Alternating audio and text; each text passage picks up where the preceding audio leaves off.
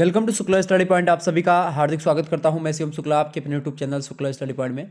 आज की वीडियो के माध्यम से हम लोग चर्चा करेंगे महासंग्राम रिवीजन क्लास के बारे में। और ये महासंग्राम रिवीजन क्लास जो होगी ये होम साइंस से संबंधित है, यानी कि ये गृह विज्ञान जिन्होंने लिया है और थर्ड सेमेस्टर में आप लोग हैं, BA second year third semester home science, तो आपको एक प्रकार से वीडियो को अंत तक देखना पड़ेगा, तभी आपकी सारी चीज़ें समझ में आ जाएंगी और सारे पॉइंट्स आपके जो डाउट्स आपके दिमाग में चल रहे हैं वो सारे डाउट्स क्लियर हो जाएंगे और एक प्रकार से आपके पूरे के पूरे सिलेबस के बारे में आपको जानकारी मिल सकेगी। तो वीडियो को मेरे हिसाब से आप अंत तक अवश्य देखिएगा, ओके।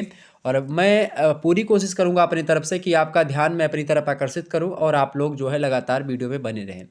चलें, होम साइंस के बारे में चर्चा करेंगे, जिसके अंतर्गत हमको उन्नत पोषण और मानव विकास के बारे में पढ़ना है, यानी कि advance nutrition and human development, जिसको आप अंग्रेजी में बोलते हैं। तो इसी के बारे में जानना है हमको। बीए थर्ड सेमेस्टर में आपको पढ़ना होता है। मोस्ट इंपॉर्टेंट क्वेश्चंस होंगे इसमें और उसके आंसर्स भी आपको लिखे हुए दिखाई पड़ेंगे स्क्रीन पर, ओके। परीक्षा देने से पहले आपको एक बार जरूर इन क्वेश्चंस को, मतलब इस वीडियो को देख लेना है। बाकी मॉडल पेपर भी मैंने दे दिया है, एक मॉडल पेपर मैं और आपको देने वाला हूँ लिखित का। बाकी ऑब्जेक्टिव मॉडल पेपर आपके पड़े हुए हैं और ऑब्जेक्टिव क्वेश्चन पेपर अगर जिसके पास भी होगा तो आप हमारे नंबर 9161 93 60 62 पर सेंड कर दीजिएगा। व्हाट्सअप नंबर है 9161 93 60 62। तो जिस भी विश्वविद्यालय का पेपर होगा आप लोग क्वेश्चन पेपर इस नंबर पर आप सेंड कर दीजिएगा, व्हाट्सअप कर दीजिएगा, ओके। चलिए मैं प्रारंभ करता हूँ। पहला प्रश्न आपका आ चुका है, संतुलित आहार की परिभाषा दीजिए।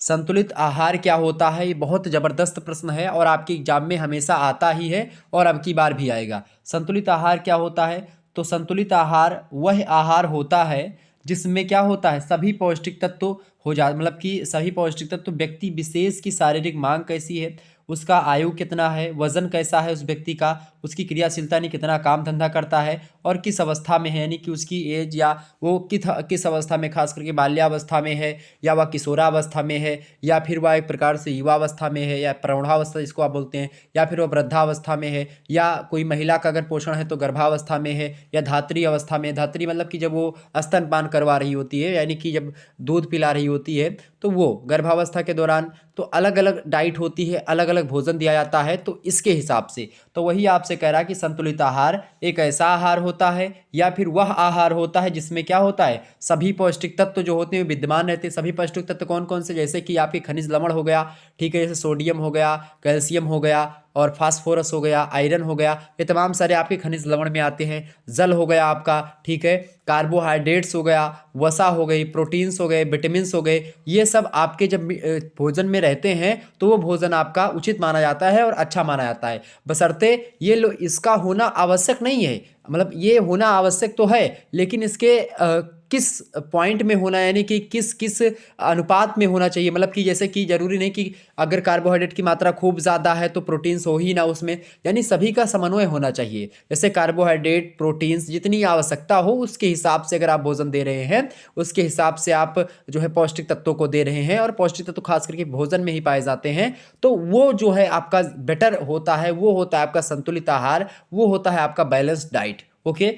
देखिए, तो सभी पौष्टिक तत्व व्यक्ति विशेष माने होता है किस व्यक्ति के लिए हम भोजन तैयार कर रहे हैं या कर रही हैं, ठीक है, उसी के हिसाब से उसको भोजन परोसा जाता है और वो भोजन में उनके उस लिए आइटम बढ़ाए जाते हैं, उसको आइटम कम किया जाता है कि व्यक्ति कैसा है, वो उसकी शारीरिक मांग कितनी है, वह कितना भोजन चाह रहा है, कितनी कार्बोहाइड्रेट्स की आवश्यकता है, कितनी वसा की है, कितनी कैलोरी ऊर्जा की उसकी आवश्यकता है, कितनी विटामिन की आवश्यकता है या प्रोटीन्स की आवश्यकता है, खनिज लवण की कैसी आवश्यकता है, जल की कितनी आवश्यकता है, ये तमाम प्रकार की शारीरिक मांग होती हैं। अलग अलग शरीर के लिए अलग अलग डाइट होती है, अलग अलग एक प्रकार से आहार की व्यवस्था होती है, और जब उस व्यक्ति की जो है शारीरिक मांग के हिसाब से, उसकी आयु कितनी है उसके हिसाब से, उस व्यक्ति का वजन कैसा है उस व्यक्ति के वजन के अकॉर्डिंग, और क्रियाशीलता उसको काम धंधा कैसा करता है, काम कितना करता है, कौन सा काम करता है, ऑफिशियल काम करता है या कुदाल से काम करता है या तंबाकू के खेत में कल्ला तोड़ता है या फिर एक प्रकार से गन्ने की गुड़ाई कर रहा है, कैसा काम कर रहा है, तो उसके हिसाब से उसका डाइट फिक्स करना ही संतुलित आहार होता है। और अवस्था में आपकी धात्री अवस्था हो गई, बाल्यावस्था, किशोरावस्था, प्रौढ़ावस्था, वृद्धावस्था और आपकी गर्भावस्था, इन सभी में आप देखते हैं अलग अलग भोजन होता है, महिलाओं के लिए अलग, पुरुषों के लिए अलग। तो आदि के अनुसार उचित मात्रा एवं अनुपात में जब मौजूद होते हैं पौष्टिक तत्व, तो उसी को हम कहते हैं जो है संतुलित आहार। मेरे हिसाब से संतुलित आहार की इतनी जबरदस्त तरीके से आपको समझ इस वीडियो के माध्यम से हो गई होगी कि आप आसानी से अपनी परीक्षा में जब प्रश्न पूछा जाएगा तो आप बता पाएंगी, ठीक है।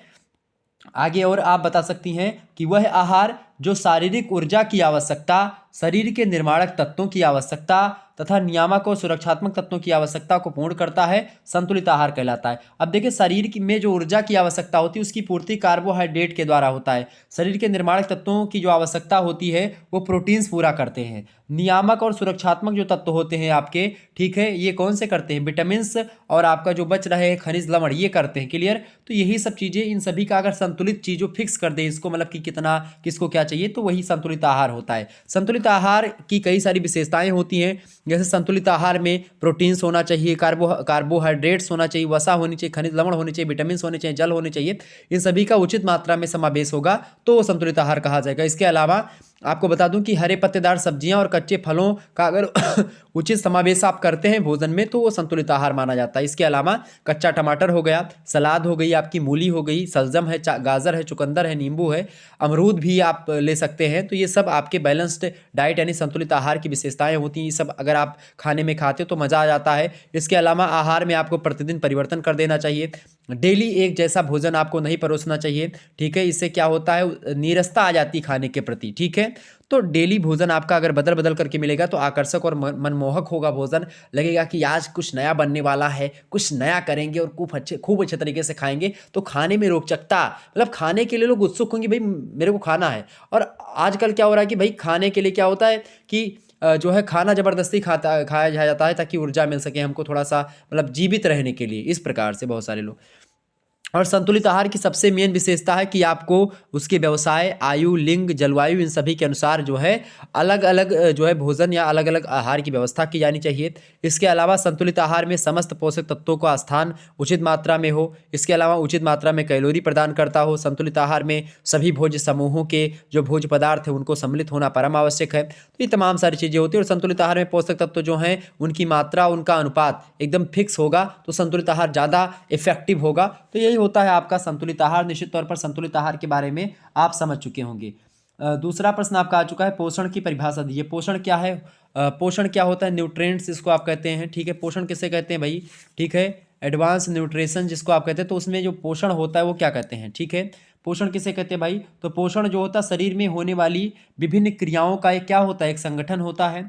ऐसा संगठन होता है जिस संगठन के द्वारा जीवित प्राणी ऐसे पदार्थों को ग्रहण करते हैं या उपयोग करते हैं जो शरीर के विभिन्न कार्यों को नियंत्रित करता है, वृद्धि करता है, शारीरिक टूट फूट की मरम्मत करता है। अब पोषण में भी आपके जो शारीरिक जो आपके प्रोटीन्स हैं, कार्बोज या कार्बोहाइड्रेट्स है, वसा, खनिज लवण, विटामिन, जल, ये सब होते हैं। यही सब क्या करते हैं, यही सब देखिए जो है खास करके शरीर के विभिन्न कार्यों को नियंत्रित करता है। कौन? अब ऊर्जा के माध्यम से सारी चीज़ें होती है। वो शरीर में वृद्धि करना होता है तो प्रोटीन्स वगैरह हो गए। शरीर की टूट फूट की मरम्मत तो विटामिन्स है आपका। इसके अलावा और भी जो है विटामिन्स है, वसा है, और भी तमाम सारे पॉइंट्स हैं जिसके माध्यम से आपकी शरीर की मरम्मत होती रहती है। तो ये सब आपके पोषण होते हैं। तो पोषण ये भी आपका यही पोषण होता है। पोषण जो है पोषक तत्वों से लसोलैस होना चाहिए। पोषक तत्व कौन कौन से होते हैं? 6 होते हैं। प्रोटीन्स, कार्बोहाइड्रेट्स, वसा, खनिज लवण, विटामिन और आपका जल। क्लियर?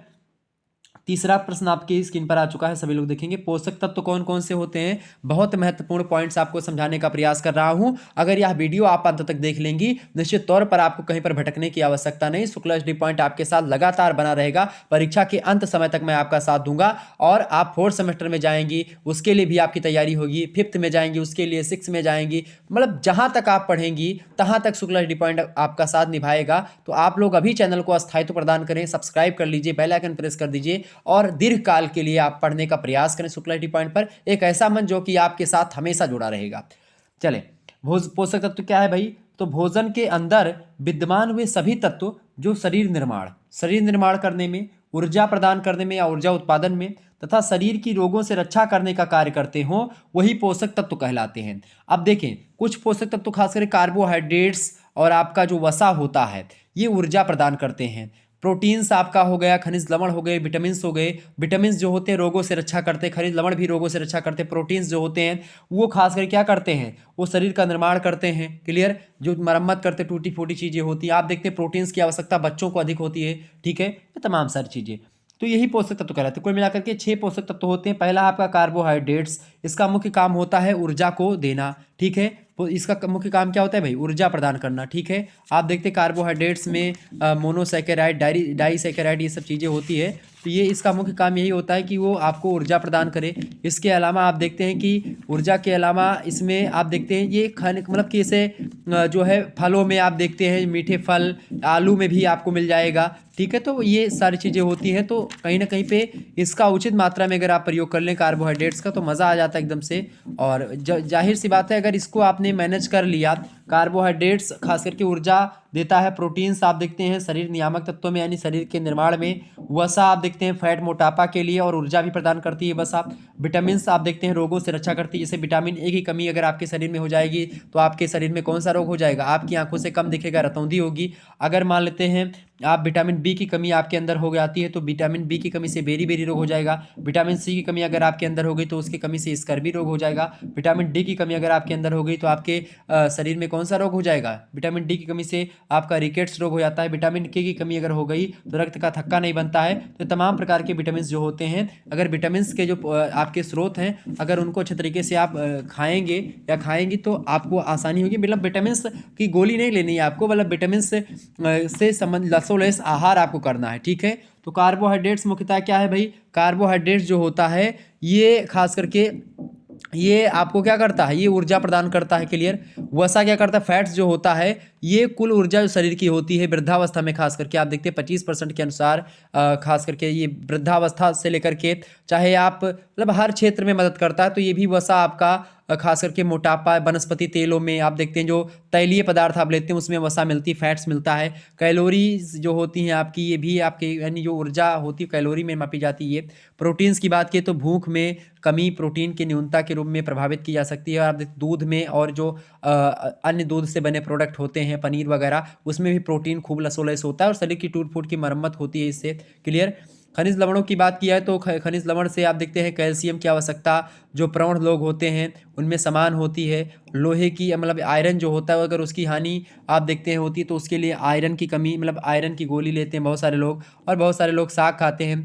तो कैल्शियम और आयरन की मात्रा आपके अंदर उचित मात्रा में होनी चाहिए। विटामिन्स, ठीक है, जल और जो है और तमाम सारी चीज़ें हैं। तो ये हो गया आपके खनिज लवण हो गया, विटामिन्स हो गया, वसा हो गया, प्रोटीन्स हो गया, जल हो गया। इन सभी का शरीर में अलग अलग महत्व है और अलग अलग कार्य है। क्लियर? आगे बढ़ने का प्रयास करते हैं। नेक्स्ट प्रश्न आपकी स्क्रीन पर आ चुका है, सभी लोग देखने का प्रयास करेंगे। आरडीए क्या है भाई? चौथा नंबर प्रश्न आपका आरडीए का तात्पर्य होता है पोषक तत्व की वह उपयुक्त मात्रा जो बच्चे की वृद्धि एवं विकास के लिए आवश्यक है। ठीक है, तो आरडीए क्या होता है? आरडीए एक प्रकार से एक ऐसी मात्रा फिक्स करना होता है आरडीए का एक प्रकार से काम, कि जिससे बच्चों का एक प्रकार से वृद्धि हो सके और उसके लिए उचित पोषण की व्यवस्था की जा सके। क्लियर? तो आप देखते हैं जो है कभी कभी आरडीए को रिकमेंडेड डाइटरी जो है इनटेक भी कहा जाता है। क्या कहा जाता है इसको? रिकमेंडेड। आर मतलब होता है रिकमेंडेड, ठीक है, डी माने होता है डाइटरी और ए माने होता है इनटेक। ठीक है, तो ये भी इसका फुल फॉर्म होता है। और भारत में आरडीए मतलब Indian council of medical research यानी आईसीएमआर के द्वारा तय किया जाता है। आईसीएमआर की फुल फॉर्म आपसे पूछता है कई बार ऑब्जेक्टिव में, तो Indian council of medical research ICMR यह तय करता है कि किस अवस्था में आपको किस प्रकार का भोजन करना चाहिए।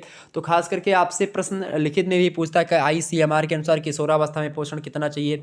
ठीक है, आईसीएमआर के अनुसार प्रौढ़ावस्था में, वृद्धावस्था में, धात्री अवस्था में, गर्भावस्था में कैसा भोजन आपको चाहिए। तो ये चीज़ें होती हैं। तो आरडीए होता है यानी कि जो आपका रिकमेंडेड डाइटरी इंडेक्स या इंटेक होता है, इसको फिक्स करना जो होता है भारत में खास करके ये आईसीएमआर के द्वारा फिक्स होता है। आईसीएमआर एक संस्था है जो यह फिक्स करती है कि बच्चे या वृद्ध या फिर धात्री अवस्था में, गर्भावस्था में जो स्त्रियां होगी या फिर जो कोई व्यक्ति होगा अलग अलग क्षेत्रों से, तो उसके लिए क्या भोजन होना चाहिए, क्या डाइट होनी चाहिए। क्लियर? आगे समझते हैं। पांचवा क्वेश्चन आपका है आहार नियोजन या आहार आयोजन जिसको कहते हैं। ठीक है, आहार आयोजन की बात की जाए तो सबसे पहली बात देखें, आहार नियोजन का अर्थ होता है उपलब्ध सामग्री के द्वारा यानी जो प्राप्त है वही पर्याप्त है, इस सिद्धांत पर अगर काम करें तो वो होता है आहार नियोजन। आपके पास कितना पैसा, सबसे पहले ये देखें बजट आपका कैसा है। बजट को देखने के तदुपरांत आपको करना क्या होता है कि आपको देखना है कि भाई हम कैसे मैनेज कर सकते ताकि सभी पोषक तत्वों की आवश्यकता भी पूरी हो जाए, कम समय में कम खर्चे में उचित पोषण मिल जाए, ये होता है आपका आहार आयोजन। और वह स्त्री एक प्रकार से लक्ष्मी कही जाती है जो आहार आयोजन संतुलित कर लेती है, यानी कि वो कम बजट में अच्छे तरीके से घर को मैनेज कर लेती है। वह एक प्रकार से लक्ष्मी का अवतार बताई जाती है कि भाई ये स्त्री बड़ी अच्छी है, ठीक है, क्योंकि वो मैनेज कर रही है पूरे के पूरे अपने जो है घर को मैनेज कर रही है। कम है तो भी मैनेज कर लिया, अगर ज़्यादा हो गया तो उसको भी एक प्रकार से बचा लिया उनमें से। यानी ये तालमेल बैठाना, यही होता है आहार आयोजन, आहार नियोजन, ठीक है। तो उपलब्ध सामग्री के द्वारा परिवार के सभी सदस्यों की रुचि और अरुचियों का ध्यान रखते हुए संतुलित और पारिवारिक बजट के अनुकूल भोजन का नियोजन करना, ये होता है आहार नियोजन। आहार नियोजन के कई सारे चरण होते हैं, स्टेप्स होते हैं फूड प्लानिंग के, खास करके फूड प्लानिंग बोला जाता है आहार आयोजन को अंग्रेजी में। तो इसके कई सारे स्टेप्स होते हैं। पहला स्टेप होता है कि परिवार के समस्त सदस्यों की पोषण संबंधी जो आवश्यकताएं होती हैं उसकी जानकारी आपको होनी चाहिए कि किस व्यक्ति को क्या पसंद है, क्या नहीं पसंद है। दूसरी बात, आहार आयोजन में भोज्य वर्गों का उपयोग करना चाहिए आपको, क्योंकि पौष्टिक आवश्यकताओं को ध्यान में रखते हुए आपको ऐसे पौष्टिक आहार का चुनाव करना चाहिए जो कि विभिन्न भोज्य समूहों के आधार पर किए जाते हैं, ठीक है। तो ये चीज़ें थोड़ा सा ध्यान रखनी पड़ती। तीसरी बात ये होती है आहार आयोजन करते समय कि आहार नियोजन के अंतर्गत आप देखते हैं जो प्रस्तावित संतुलित आहार होता है उसकी तालिकाओं का भी उपयोग करना चाहिए जो ICMR के द्वारा निर्धारित किया जाता है। इसके अलावा और भी तमाम सारी चीज़ें होती हैं जो कि खास करके इसके लिए उपयोगी होती हैं, और ख़ास करके इसका बड़ा लाभ भी होता है आहार आयोजन का, ठीक है।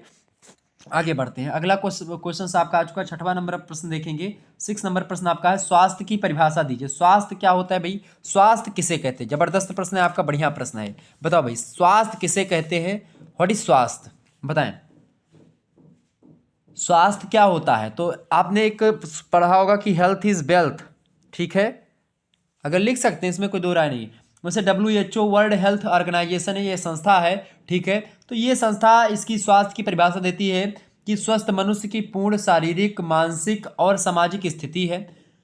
केवल रोगों की अनुपस्थिति स्वास्थ्य नहीं होता है। अगर मान लेते हैं आप निरोगी हैं, इसका मतलब आप स्वस्थ नहीं हैं। निरोगी होने का तात्पर्य स्वस्थ से नहीं है। WHO कहता है कि स्वस्थ मनुष्य की तभी स्वस्थ माना जाएगा कोई मनुष्य जब वो शारीरिक नियंत्रण में हो, जब वह मानसिक नियंत्रण में हो और सामाजिक संतुलन में हो। यानी कि इन तीनों चीज़ों का, मानसिक, शारीरिक और सामाजिक, ऐसी उनकी स्थितियाँ तीनों एक प्रकार से समन्वय हो, तीनों की स्थितियाँ समान हो, ठीक हो, तो वो होता है आपका स्वस्थ व्यक्ति। टेवर महोदय परिभाषा देते हैं स्वास्थ्य की कि स्वास्थ्य व्यक्ति की वह स्थिति होती है जिसमें शरीर और मन सामान्यतः सक्रिय होकर सभी कार्य करते हैं। तो ये होता है आपका स्वास्थ्य, ठीक है। क्लियर हो गई बातें? तो स्वास्थ्य आपकी समझ में आ गया कि स्वास्थ्य क्या होता है। आगे बढ़ने का प्रयास किया जाए। अगला जो है क्वेश्चन आपका आ चुका है, देखेंगे 7वां नंबर आपका प्रश्न आ चुका है, भोजन। ये प्रश्न आपकी परीक्षा में आएगा, ठीक है। आप लोग इन चीज़ों को ध्यान रखेंगे और बड़े ही आसानी से आपको लिख देना है और बड़े ही आसानी से आपको नंबर मिल जाना है, ठीक है। देखें, भोजन की परिभाषा दीजिए। दियो भाई, भोजन की परिभाषा कैसे दोगे आप? फटाफट से देने का प्रयास करेंगे। देखिए, भोजन क्या होता है? वह पदार्थ ठोस हो चाहे तरल हो, वो भोजन हो सकता है। भोजन ठोस भी होता है, भोजन तरल भी होता है, यानी कि भोजन आपका एक प्रकार से सॉलिड मात्रा में भी होता है और भोजन आपका जो है लिक्विड फॉर्म में भी हो सकता है। क्लियर? तो वह पदार्थ चाहे वो ठोस हो चाहे वो तरल हो, जिनको कोई व्यक्ति अथवा प्राणी अपने मुख के द्वारा शरीर में ग्रहण करता है तथा वह शरीर में जाकर के शारीरिक और मानसिक क्रियाओं में खर्च होने वाली ऊर्जा की कमी को पूरा करता है, तो वो आपका भोजन कहलाता है। क्लियर? तो जो कुछ भी हम खाते पीते हैं, जो हमारे शरीर को ऊर्जा प्रदान करता है, उस प्रकार के तत्वों को हम क्या बोलते हैं? भोजन कहते हैं, या उसको हम भोजन कहते हैं जो हम ग्रहण करते हैं। क्लियर? ये हो गया आपका भोजन। तो भोजन आपकी समझ में आ गया क्या होता है। आगे बढ़ते हैं। 8वां नंबर आपका प्रश्न पूछेगा कि कैलोरी की परिभाषा। कैलोरी क्या होती है? कैलोरी बहुत बार आपने नाम सुना होगा कैलोरी का, तो कैलोरी क्या होती है इसको बताएं भाई। कैलोरी क्या होती है? कैलोरी किसे कहते हैं बताओ भाई।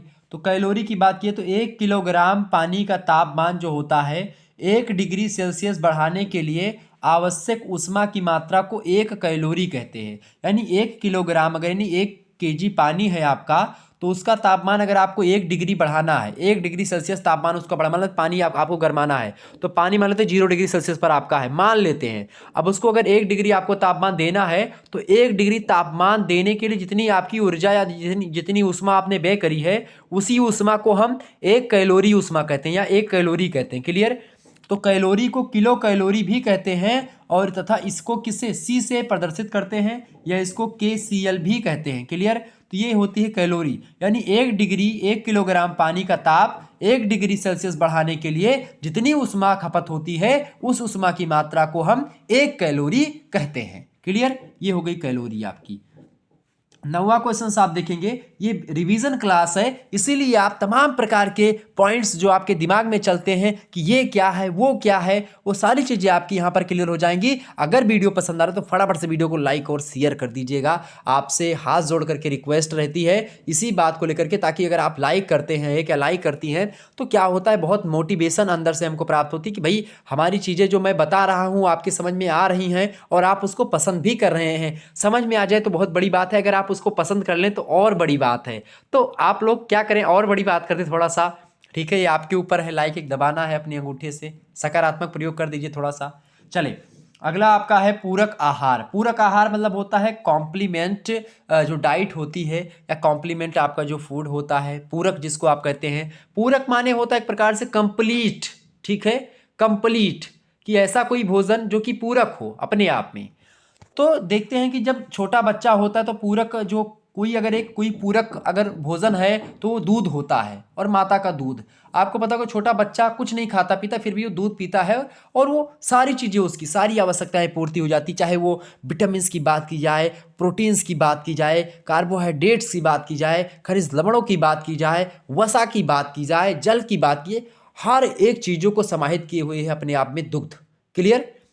तो जब शिशु 4 से 5 महीने का हो जाता है तब माता के दूध के अतिरिक्त उसे फलों का रस, पके फलों के गूदे, सब्जियों के सूप, उबली हुई सब्जियां मसल करके, अनाजों के पाउडर पानी या दूध में घोल करके दिया जाता है, जिससे उसकी बढ़ती है क्या आवश्यकताएं जो होती हैं, मतलब जितनी उसकी जो आवश्यकताएं हैं उसकी पूर्ति हो जाती है ऊर्जा की, और इसे ही पूरक आहार कह सकते हैं आप। वैसे संतुलित पोषण के लिए पूरक आहार आवश्यक होता है, और जब बच्चा दूध पी लेता, मतलब कि पहले दूध तो पूरक आहार है, कंप्लीटली फूड अगर कोई बोला जाता है तो दूध बोला जाता है। लेकिन अगर मान लेते दूध के साथ साथ आप इस प्रकार के आहार, आपसे पूछेगा कि और पूरक आहारों में क्या आप शामिल कर सकते हो, तो पूर्ण रूप से पूरक आहार है नहीं, बस इसके दुग्ध के लिए कि खास करके तो और भी चीज़ों की आवश्यकता, उसके बच्चे में कोई कमी ना आ जाए बड़े होने पर, चूंकि अगर जो है ठोस पदार्थ नहीं ग्रहण कर पा रहा है तो उसको फलों के रसों के गूदे, फलों का रस, सब्जियों के सूप, उबली हुई सब्जियां अगर मसल करके देंगे, अनाजों का पाउडर पानी या दूध में घोल करके दे दें, तो ये सब भी पूरक आहार में आपके आ सकते हैं, लेकिन कंप्लीटली नहीं होंगे, ठीक है। कंप्लीट मतलब इसकी पूर्ति के लिए, ठीक है, उसकी आवश्यकताओं की पूर्ति के लिए दिए जाते हैं। बाकी अकेले अगर आप चाहे सब्जियों का रस देंगे तो भी बच्चा जिंदा नहीं रहेगा, चाहे आप कुछ भी देंगे तो बच्चा वो नहीं रह पाएगा, केवल दूध से ही वो लास्ट तक जिंदा रह सकता है, ठीक है। क्लियर। आगे बढ़ते हैं। 10वां प्रश्न आपका आ चुका है। 10वां प्रश्न आपका जल एवं वसा घुलनशील विटामिन, यानी देखिए विटामिन कितने प्रकार की होती है आपसे पूछा था, तो विटामिन 2 प्रकार की होती हैं, आपको पता होगा। एक विटामिन होती है वसा में घुलनशील और एक विटामिन होती है जल में घुलनशील, ठीक है। तो जो जल में घुलनशील होती है, अच्छा जो है आरडीए की फुल फॉर्म मैंने आपको बताई थी, तो आरडीए की एक जो है आरडीए की एक फुल फॉर्म होती है अलाउंसेस, ए लगता है उसमें, रिकमेंडेड डाइटरी अलाउंसेस भी कहते हैं, ठीक है। ये बात आप ध्यान रखेंगे, एक तो मैंने आपको बताई रखी थी, एक ये भी है, मतलब अलाउंसेस ही उसका मेन है, लेकिन उसको कहा भी जाता है जो मैंने आपको बताया था इसमें। तो जल और वसा में घुलनशील विटामिन देखें, तो जल में घुलनशील विटामिन आपके हैं विटामिन बी और सी, और वसा में घुलनशील विटामिन है विटामिन ए, डी, ई और के। अच्छा, इसको मैंने याद करने की एक ट्रिक आपको बताई होगी कि कीड़ा, देखिए एक कीड़ा होता है पानी में, वो नहीं डूबता है, ठीक है, कीड़ा। तो कीड़ा देखिए यहाँ पर कीड़ा लिखा हुआ है, KEDA, या कीड़ा लिखा हुआ है, तो कीड़ा ऐसा समझिए आप कि कीड़ा जो होता है वो जल में नहीं घुलता है। कीड़ा घुलने के लिए क्या क्या होता है, वसा की आवश्यकता पड़ती है। तेल वगैरह में आप देखते हैं जब कीड़े गिरते हैं तो मर जाते हैं, लेकिन जल में से निकल भी जाते हैं, ठीक है। तो कीड़ा यानी आपका जब जल में गिरेगा तो नहीं डूबेगा, जबकि एक प्रकार से जब वो वसा में गिरेगा तो डूब जाएगा। यानी कीड़ा जो विटामिन है आपका, कीड़ा यानी विटामिन के, vitamin E, vitamin D, vitamin A, ये इतने विटामिन आपके वसा में घुलनशील है। ये 4 विटामिन वसा में है, बाकी सारे विटामिन जितने आपके बच रहे हैं वो सब जल में घुलनशील है। क्लियर, समझ में आ गई। आगे बढ़ते हैं। 11वां प्रश्न आप देखेंगे, कोलोस्ट्रम क्या है। कोलोस्ट्रम क्या है भाई, तो डिलीवरी यानी प्रसव जब होता है, खास करके प्रसव आप सभी लोग जानते होंगे, तो डिलीवरी जब होती है तो डिलीवरी के बाद या प्रसव के बाद जो स्तनों में पहला दूध आता है माता के, तो उसी को एक प्रकार से कोलोस्ट्रम कहते हैं। उस दूध को जब पहली बार दूध आता है माता के स्तन में, तो उसी दुग्ध को जो पहली बार आता है उसको क्या बोलते हैं, उसी को बोलते हैं कोलोस्ट्रम। ओके, ये टर्म्स आप याद रखिएगा, कोलोस्ट्रम। ठीक है, और ये बात भी ध्यान रखेंगे जो है प्रथम जो दूध निकलता है माता जी के स्तन से, उसी को कहते हैं प्रसव यानी डिलीवरी के तुरंत बाद आप देखते हैं प्रथम बार, तो उसी को बोलते हैं कोलोस्ट्रम। समझ में आ गई बातें। और इस दूध से नवजात शिशु को कई तरह से लाभ भी मिलते हैं कोलोस्ट्रम से। इसका रंग जो होता है कोलोस्ट्रम का वो पीला होता है। अगर आपने जो है आपके घर में कभी भैंस बच्चा दी हो या गाय बच्चा दी हो तो आप देखेंगे जो पहले दिन का दूध होता है बहुत पीला होता है। अगर उसको आप थोड़ा गर्माते हो तो वो जम जाता है एकदम से, वो बहुत पौष्टिक होता है। अगर वो आप पी लो भाई तो एकदम से आप देखते चक्कर भी आ जाता है बड़े बड़े लोगों को। ठीक है, जब बच्चों को आप पिला, मतलब कि जो उसका बच्चा खुद का होता है, जैसे भैंस का बच्चा मान लेते हैं, अगर वो पीता है दूध मान लेते हैं, तो आप देखते हैं एक दो दिन माता रहता है एकदम से, वो उसको चक्कर आने लगता है, वो एक दिन मतलब वो शाम तक ऐसे पड़ा रहेगा। मतलब बहुत ज़्यादा पौष्टिक होता है वो। ठीक है, और मनुष्य हो सकता है उसको एग्जॉर्ब भी उतना देना, अगर ज़्यादा आप पी लेंगे कच्चे तो हो नहीं पाएगा। कच्चा दूध बहुत पौष्टिक होता है। देखें तो पीला होता है और गाढ़ा भी होता है। कोलोस्ट्रम में बीटा कैरोटीन की उच्च मात्रा पाई जाती है और इसी के कारण से इसका रंग पीला होता है। तो आपसे पूछेगा जो है एक प्रकार से जो कोलोस्ट्रम होता है वो किस रंग का होता है, तो पीला कलर का दूध होता है। ठीक है, माता के स्तन में जो पहला दूध आता है वो होता है, गाढ़ा होता है, पीला होता है। और पीला और मतलब कि इसका पीलेपन के कारण क्या होता है, तो बीटा कैरोटीन चूंकि इसमें पाया जाता है और चूंकि अधिक मात्रा में पाया जाता है, और इसी अधिक मात्रा में पाए जाने के कारण से बीटा कैरोटीन के, इसीलिए इसका रंग पीला हो जाता है। तो ये हो गया आपका कोलोस्ट्रम। नेक्स्ट क्वेश्चन आपका आ चुका है 12वां नंबर। आप प्रश्न देखेंगे, बहुत सारे चीजें आपको समझ में आ रही होंगी और निश्चित तौर पर आप बहुत ही आसानी से सारी चीजें समझ पा रही होंगी। अगला क्वेश्चन आपका है 12वां नंबर है, मानव विकास की परिभाषा दीजिए। मोस्ट इंपोर्टेंट प्रश्न आपकी परीक्षा में आने वाला है।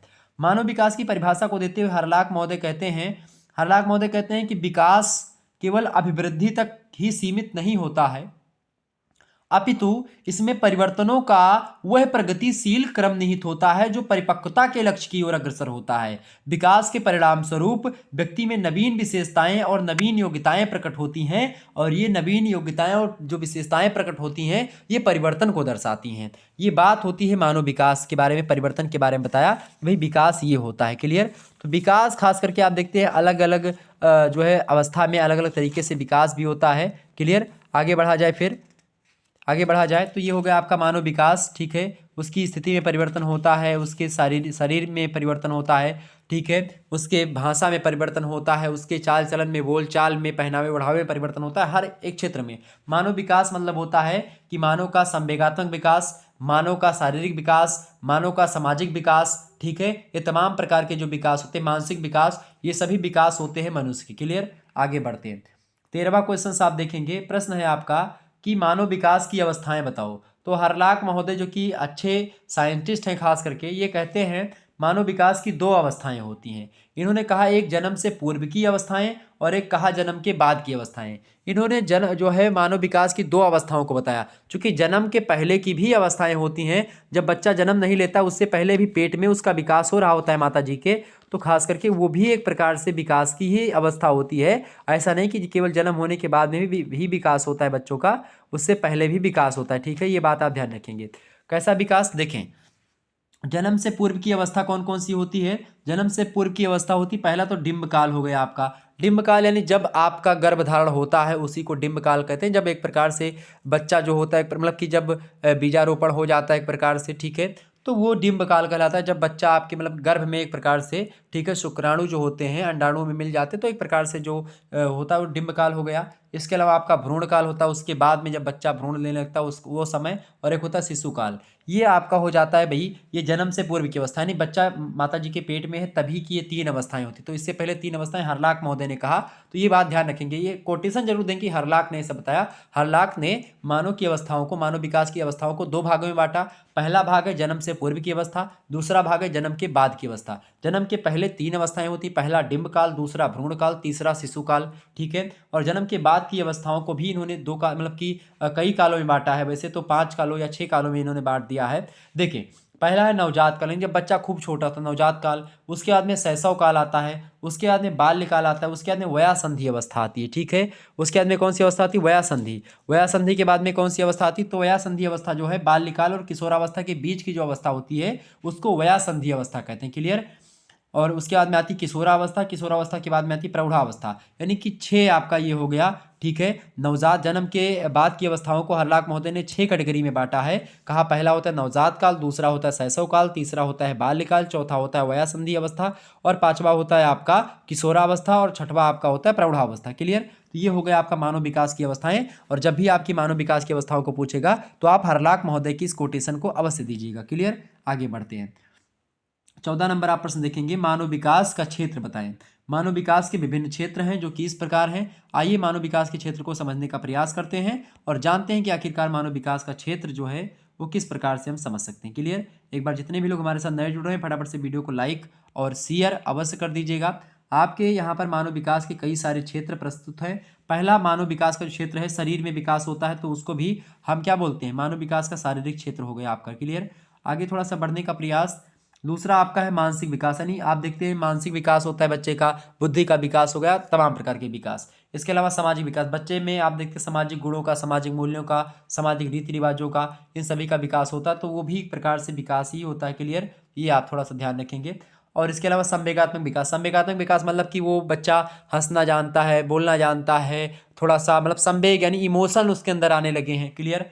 क्रियात्मक विकास यानी बच्चा काम करना, मतलब काम में उसके विकास होता है, उसकी क्रिया करने में। आप देखते हैं छोटा बच्चा कोई दूसरा काम करता है, थोड़ा सा और बड़ा होता है, फिर उसके काम में परिवर्तन होता है, क्रिया में परिवर्तन होता है। तो ये तो क्रियात्मक विकास भी इसका क्षेत्र है मानव विकास का। इसके अलावा भाषा का विकास यानी उसकी भाषा का विकास होता है, ये भी भाषा विकास भी एक क्षेत्र है मानव विकास का। नैतिक विकास यानी मोरल डेवलपमेंट हो गया। संज्ञानात्मक विकास यानी उसके अंदर ज्ञान बढ़ रहा है, वो भी हो गया। व्यक्तित्व का विकास यानी पर्सनालिटी डेवलपमेंट जिसको आप बोलते हैं, तो उसके व्यक्तित्व का विकास होता है, ये भी एक क्षेत्र होता है मानव विकास का। अगला क्षेत्र है सृजनात्मक का विकास। सृजनात्मकता का विकास मतलब होता है सृजन करने की क्षमता का विकास, यानी बच्चा जो है अगर कोई चीज़ कोई बता रहा है तो उसको कितना जल्दी एब्जॉर्ब कर रहा है, कितना जल्दी उसको समझ पा रहा है। कोई पुस्तक पढ़ रहा है तो क्या जानकारी ग्रहण कर पा रहा है, कैसे जानकारी ग्रहण कर पा रहा है, कितनी मात्रा में जानकारी ग्रहण कर पा रहा है। तो ये चीज़ होती है आपकी सृजनात्मकता। ठीक है, सृजन करने की क्षमता का विकास।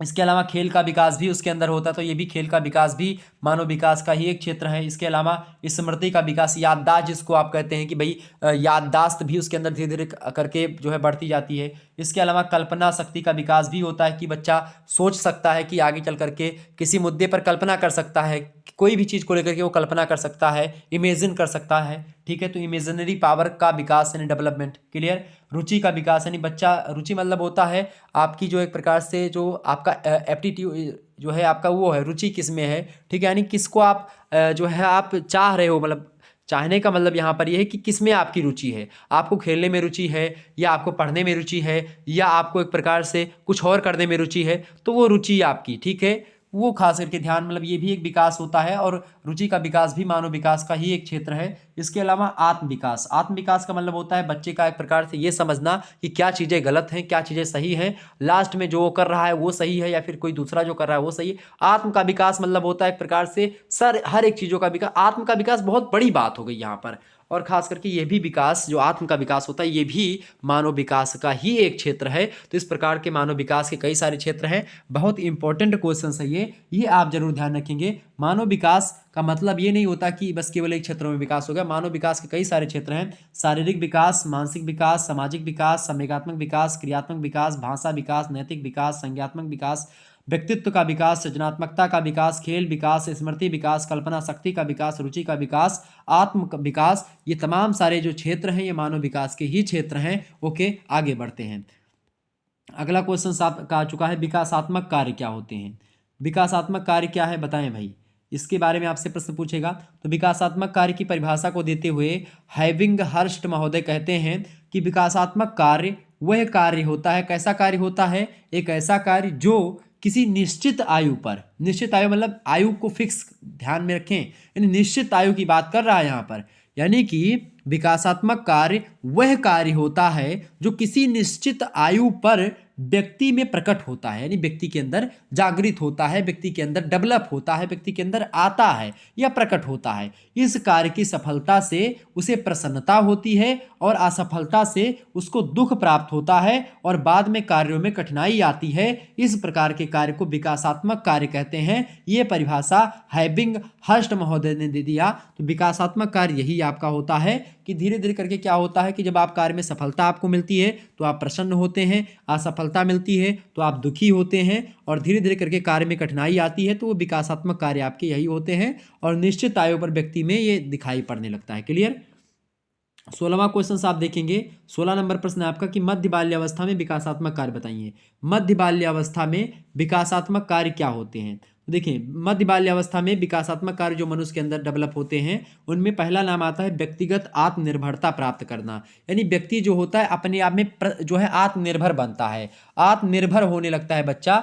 ये मध्य बाल्यावस्था के विकास है, यानी कि अपने आप में वो जो है चाहे काम करने में वो आत्मनिर्भर हो जाता है अपने आप में, व्यक्तिगत। ठीक है। दूसरी बात, दैनिक जीवन के लिए आवश्यक प्रत्ययों का विकास करता है अपने अंदर, यानी जो उसको जो है डेली की आवश्यकता होती है उसको जान जाता है कि भाई हमको पूरे दिन में क्या क्या चाहिए, उसके हिसाब से काम करता है। इसके अलावा साधारण खेल कूद के लिए आवश्यक शारीरिक कौशलों को सीखता है बच्चा, ये भी मध्य बाल्यावस्था का विकासात्मक कार्य है। इसके अलावा मध्य बाल्यावस्था का विकासात्मक कार्य अगला चौथा कार्य है स्वयं के प्रति स्वास्थ्य अभिवृत्तियों का निर्माण करना। यानी अपने स्वास्थ्य के लिए वो एक प्रकार से क्या करता है, अपनी रुचियों को ध्यान रखता है, अपनी अभिवृत्तियों को, एप्टीट्यूड को ध्यान में रखता है। क्लियर। इसके अलावा जो है अपने हम उम्र के साथियों के साथ मेल जोल बनाना सीखना है, मतलब ये भी एक कार्य होता है और खास करके विकासात्मक कार्य होते हैं मध्य बाल्यावस्था का, कि मध्य बाल्यावस्था में बच्चे जो होते हैं वो एक प्रकार से अपने जो है उम्र के जो साथी होते हैं उसके आयु के उस एज ग्रुप में वो एक प्रकार से अपने आप को मेल जोल बैठाना चाहते हैं, दोस्त यार जो है बनने प्रारंभ कर सकते हैं यहाँ से, तो ये भी एक विकासात्मक कार्य है। छठवां विकासात्मक कार्य आपका मध्य बाल्यावस्था का लिंग के अनुसार बालक और बालिका के रूप में भूमिका का निर्वहन करना सीखना। यानी आप बालक हैं, आप बालिका हैं, तो थोड़ा थोड़ा ये आने लगता है कि भाई ये हमसे कुछ अलग है। ठीक है। तो इसका भी विकास आप देखते हैं, ये भी विकासात्मक कार्य ही मध्य बाल्यावस्था से ही आपको देखने को मिल जाता है। इसके अलावा अगला कार्य है आपका पढ़ने लिखने के बुनियादी कौशलों का विकास भी आप देखते हैं मध्य बाल्यावस्था के अंतर्गत ही आपको दिखाई पड़ जाता है। तो ये कई सारे कार्य हैं मध्य बाल्यावस्था में, खास करके विकासात्मक कार्य के रूप में। एग्जाम में प्रश्न आता तो आप आसानी से लिख पाएंगे। नेक्स्ट क्वेश्चन आप देखें, 17 नंबर प्रश्न आपसे पूछा सकता है क्रियात्मक विकास किसको कहते हैं? क्रियात्मक विकास, क्रियात्मक मतलब बच्चे की क्रिया में विकास हो रहा है। क्लियर। देखें समझें, क्रियात्मक विकास को चालक विकास या गत्यात्मक विकास भी कहते हैं। क्रियात्मक विकास के अंतर्गत जैसे हाथ पैर एवं शरीर के अन्य भागों की मांसपेशियों का समन्वय हो गया, गति हो गई, उसकी शक्ति निहित होती है। हरलाक महोदय का कथन अगर हम ध्यान दें तो कहते हैं कि क्रियात्मक विकास का तात्पर्य मांसपेशियों की उन गतिविधियों के नियंत्रण से होता है जो समय के साथ जन्म के बाद निरर्थक और अनिश्चित हो जाती हैं। क्लियर। यानी कि क्रियात्मक विकास होता है बच्चे की मांसपेशियों के माध्यम से वो क्रिया कैसे करता है। आप देखते हैं बच्चा छोटा होता है तो उसकी क्रिया करने का ढंग अलग होता है, थोड़ा थोड़ा जैसे बढ़ने लगता है तो उसका क्रियात्मक जो विकास होता है उसके द्वारा वो तमाम प्रकार के अपनी मांसपेशियों के द्वारा या अपने हाथों के द्वारा या इन चीज़ों के द्वारा वो कई प्रकार के कार्यों को कर सकता है जो पहले नहीं कर पाता था। आगे बढ़ते हैं। 8वां क्वेश्चन, 18वां नंबर आपका प्रश्न है अतरंग मित्र क्या होते हैं? अतरंग मित्र देखें, अतरंग मित्र के बारे में, जब किशोर एक या दो ऐसे मित्र बनाते हैं जो किशोरावस्था के बच्चे होते हैं, जब खास करके वो एक या दो ऐसे मित्रों को बनाते हैं जिनकी रुचियां और योग्यताएं समान होती हैं उन्हीं के। यानी जैसे मान लेते हैं हमको अगर जो है इक्लियर्स की टॉफी पसंद है तो उसको भी इक्लियर्स की टॉफी पसंद है, या हमको आम पसंद है खाना तो उसको भी आम पसंद है खाना। ठीक है। इसी प्रकार से तो ये चीज़ें मान लेते हैं आपको बनाना शेक पसंद है, उसको मैंगो का उसको जो है मैंगो शेक पसंद है, तो फिर थोड़ा सा वो दिक्कत होती। तो अतरंग मित्र का मतलब होता है कि जब एक या दो मित्र ऐसे बनाते हैं जिनकी रुचियां और योग्यताएं जो होती हैं वो समान होती हैं उसी के, और एक दूसरे पर पूर्ण विश्वास करते हैं लोग। ठीक है। एक दूसरे की भावनाओं का आदर करते हैं कि ऐसा ना हो अगर हम कुछ बोल दें तो सामने वाला या हमारा जो मित्र है उसकी भावना को ठेस पहुंच जाए, और वह भी ऐसा ना बोले जिससे हमारी भावनाओं को ठेस पहुंचे। इस प्रकार का तालमेल, और अपने राज की बातों भी मतलब कि जो अंदर की बातें होती हैं वो जब बता देते हैं लोग। जैसे बहुत सारे मित्र होते हैं, आपके भी मित्र होंगे जिनसे आप सारी बातों को शेयर करते हैं। ठीक है। तो ये मित्र जो होते हैं, इस प्रकार के मित्रों को आप अतरंग मित्र कहते हैं, जिससे आप अपने मन की बातों को कहते हैं और अपने जो है दिल को हल्का करते हैं उन बातों को कह करके। तो वो मित्र आपके होते हैं अतरंग मित्र। क्लियर। आगे बढ़ते हैं। 19वां नंबर आप प्रश्न देखेंगे, साथी समूह दबाव क्या होता है? साथी समूह दबाव का मतलब होता है जब मैत्री समूह के लोग अपने मित्र को एक निश्चित तरीके से कार्य करने के लिए प्रेरित करने का प्रयास करते हैं। यानी एक ग्रुप है लड़कों का या लड़कियों, किसी का ग्रुप है तो कहते नहीं भी ये कार्य नहीं करना तेरे को। मान लेते किसी की कोई गलती है या कोई गलत काम करने में तत्पर था, लेकिन उसको उनके साथी समूह ने क्या कर दिया, रोका कि भाई तुमको ये काम नहीं करना है, या ये काम गलत है हम करने नहीं देंगे, तुमको ये काम नहीं करना है। तो ये होता है मैत्री समूह के लोगों के द्वारा अपने मित्र को एक निश्चित तरीके से कार्य करने के लिए प्रेरित करने का प्रयास। ठीक है। और या कुछ करने के लिए प्रेरित करते हैं, तो इसे साथी समूह दबाव कहते हैं। सभी समूह मतलब कि जो साथी समूह होता है, दबाव दो रूपों में आपको दिखाई पड़ता है। पहला होता है सकारात्मक भी हो सकता है और नकारात्मक। मान लेते हैं 10 साथी हैं, उनमें से एक बच्चा कोई वो भी मित्र है, लेकिन वो एक प्रकार से कोई गलत काम मान लेते करता, तो उसको सही पथ पर लाना तो वो सकारात्मक हो गया। अगर मान लेते कोई है वो बहुत ज़्यादा सीधा है बच्चा, ठीक है, और उसको अगर मान लेते 9 मित्र आपके बेकार हैं, एक मित्र सीधा पहुंच गया, तो उसको भी बेकार कर देना, वो नकारात्मक हो जाता है साथी दबाव, कि भाई सभी लोग सिगरेट पीते तो तुमको भी पीना पड़ेगा। क्लियर? तो ये चीज़ें होती हैं, ये नकारात्मक हो गई। और सकारात्मक मतलब कि अगर कोई बंदा अकेले सिगरेट पी रहा है तो उसको मना कर देना कि भाई अगर मेरे साथ रहना तो तुमको सिगरेट नहीं पीना है। तो या तो सिगरेट पिएगा या तो आपके साथ नहीं रहेगा, यानी सिगरेट पिएगा तो साथ नहीं रहेगा। क्लियर? ये चीज़ थोड़ा सा तो ये होती है आपकी साथी दबाव। 20वां क्वेश्चन आप देखेंगे, वया संधि अवस्था क्या होती है। वया संधि अवस्था को यौन उत्सुक या एक प्रकार से प्यूबर्टी भी कहा जाता है, जो लैटिन भाषा के प्यूबर्ट जो है प्यूबर्ट शब्द से बना हुआ है। वया संधि अवस्था से तात्पर्य होता है संपूर्णता की ओर ले जाने वाली अवस्था, यानी कि एक ऐसी अवस्था जो कि आपको संपूर्ण जानकारी या संपूर्ण विकास आपका लगभग वो चरम पर होता है, वो व्यवस्था अवस्था। और इस अवस्था को हम वया संधि अवस्था को 3 भागों में आप बांट सकते हैं। पहली पूर्व यौन उत्सुक अवस्था, दूसरी यौन उत्सुक अवस्था, और तीसरी होती है उत्तर यौन मतलब कि यानी कि जो जो एक प्रकार से यौवन जिसको आप बोलते हैं, ठीक है, उसका आना, उससे आने से पहले की अवस्था।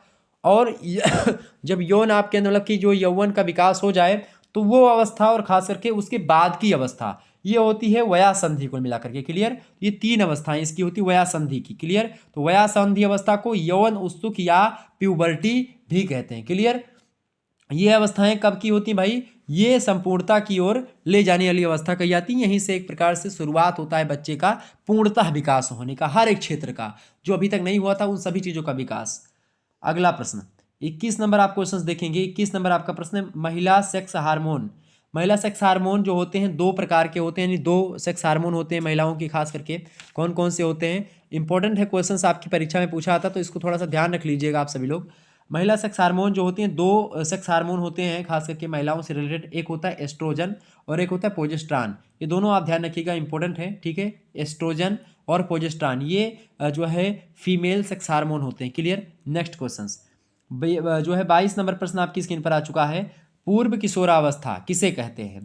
तो 13 साल से लेकर के 16 साल की जो अवस्था होती है उसी को पूर्व किशोरावस्था कहते हैं। और इस अवस्था में आप देखते हैं शारीरिक परिवर्तन आपके आते हैं, और यह समस्या बाहुल्य अवस्था होती है। इसमें बहुत सारी समस्याएं भी आप देखते, 13 से लेकर के 16 साल की अवस्था में बच्चा एकदम से आप मान के चलो कि पूर्ण रूप से किशोरावस्था का शुरुआत हो जाती है। 13 अवस्था से चूंकि देखते हैं कि जो है जो चीज़ें होती है उन चीज़ों का एक प्रकार से विकास, चाहे स्त्री और पुरुषों में, यानी कि जो लड़का और लड़की हैं उनमें आप देखते हैं विविधता यहीं से दिखाई पड़ती है 13 साल से लेकर के, और 16 साल तक आप देखते हैं पूर्ण रूप से उसका इन सभी चीज़ों का विकास होता है। अब इसी अवस्था, यही अवस्था 13 से लेकर के 16 की अवस्था, इसमें बच्चा जो है बिगड़ता भी इसी में बन भी जाता है।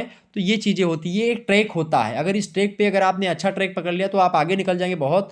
अगर इसी ट्रैक पर आप थोड़ा सा गड़बड़ा गए तो आपकी पटरी एक प्रकार से आपका साथ छोड़ देगी और आप बहुत पीछे रह जाएंगे रेस में। क्लियर? 13 से लेकर के 16 वर्ष की अवस्था पूर्व किशोरावस्था कहलाती है। और इस अवस्था में खास करके शारीरिक परिवर्तन बहुत सारे आपको देखने को मिलते हैं, और यह समस्या बाहुल्य अवस्था होती है 13 से 16 साल की अवस्था, क्योंकि शारीरिक परिवर्तन होने के कारण से समायोजन संबंधी समस्याएं इसी अवस्था में उत्पन्न होती है। शारीरिक परिवर्तन बहुत सारे इसमें देखने को मिलते हैं, मानसिक परिवर्तन भी आपको देखने को मिलते हैं। क्लियर? अगला प्रश्न आपका आ चुका है, 23 नंबर आपका क्वेश्चन है, fetal alcohol syndrome. Fetal alcohol syndrome क्या होता है भाई? तो ऐसा ये सिंड्रोम ये होता है, जो महिलाएं गर्भावस्था में एल्कोहल का सेवन करती हैं उनके बच्चों में फेटल एल्कोहल सिंड्रोम हो जाता है, जिससे बच्चे के शारीरिक और मानसिक विकास पर दुष्प्रभाव पड़ता है। यानी जब महिलाओं के पेट में अगर बच्चा है तो उस समय खास करके गर्भावस्था के दौरान जो महिलाएं एल्कोहल यानी कि दारू शराब या फिर जो है मदिरा का सेवन करती हैं, खास करके जो है होती नहीं शराब जिसको आप बोलते हो, तो शराब का अगर आप एल्कोहल या शराब, जिसको शराब में ही एल्कोहल पाई जाती है, तो अगर आप जो भी महिलाएं अगर गर्भावस्था में एल्कोहल का सेवन करती तो उससे बच्चे पर दुष्प्रभाव पड़ता है। उसी वो दुष्प्रभाव क्यों पड़ता है? चूंकि फेटल एल्कोहल सिंड्रोम के द्वारा ही दुष्प्रभाव पड़ता है। तो ये चीज़ों का विकास हो जाता है बच्चे में, शारीरिक और उसकी जो है मानसिक विकास पर बहुत ज़्यादा दुष्प्रभाव पड़ता है फेटल एल्कोहल सिंड्रोम के कारण। क्लियर? और किसके कारण से होता है? तो गर्भावस्था में जब महिलाएं एल्कोहल का सेवन कर लेती हैं तो उसके कारण से। 24 नंबर आप प्रश्न देखेंगे, एड्स यानी HIV क्या होता है। एड्स की बात किया है और HIV के दोनों अलग अलग टर्म्स हैं, ठीक है। HIV का फुल फॉर्म होता है ह्यूमन इम्यूनिटी, मतलब कि immunodeficiency virus, clear. AIDS जो होता है खतरनाक और जानलेवा बीमारी होती है।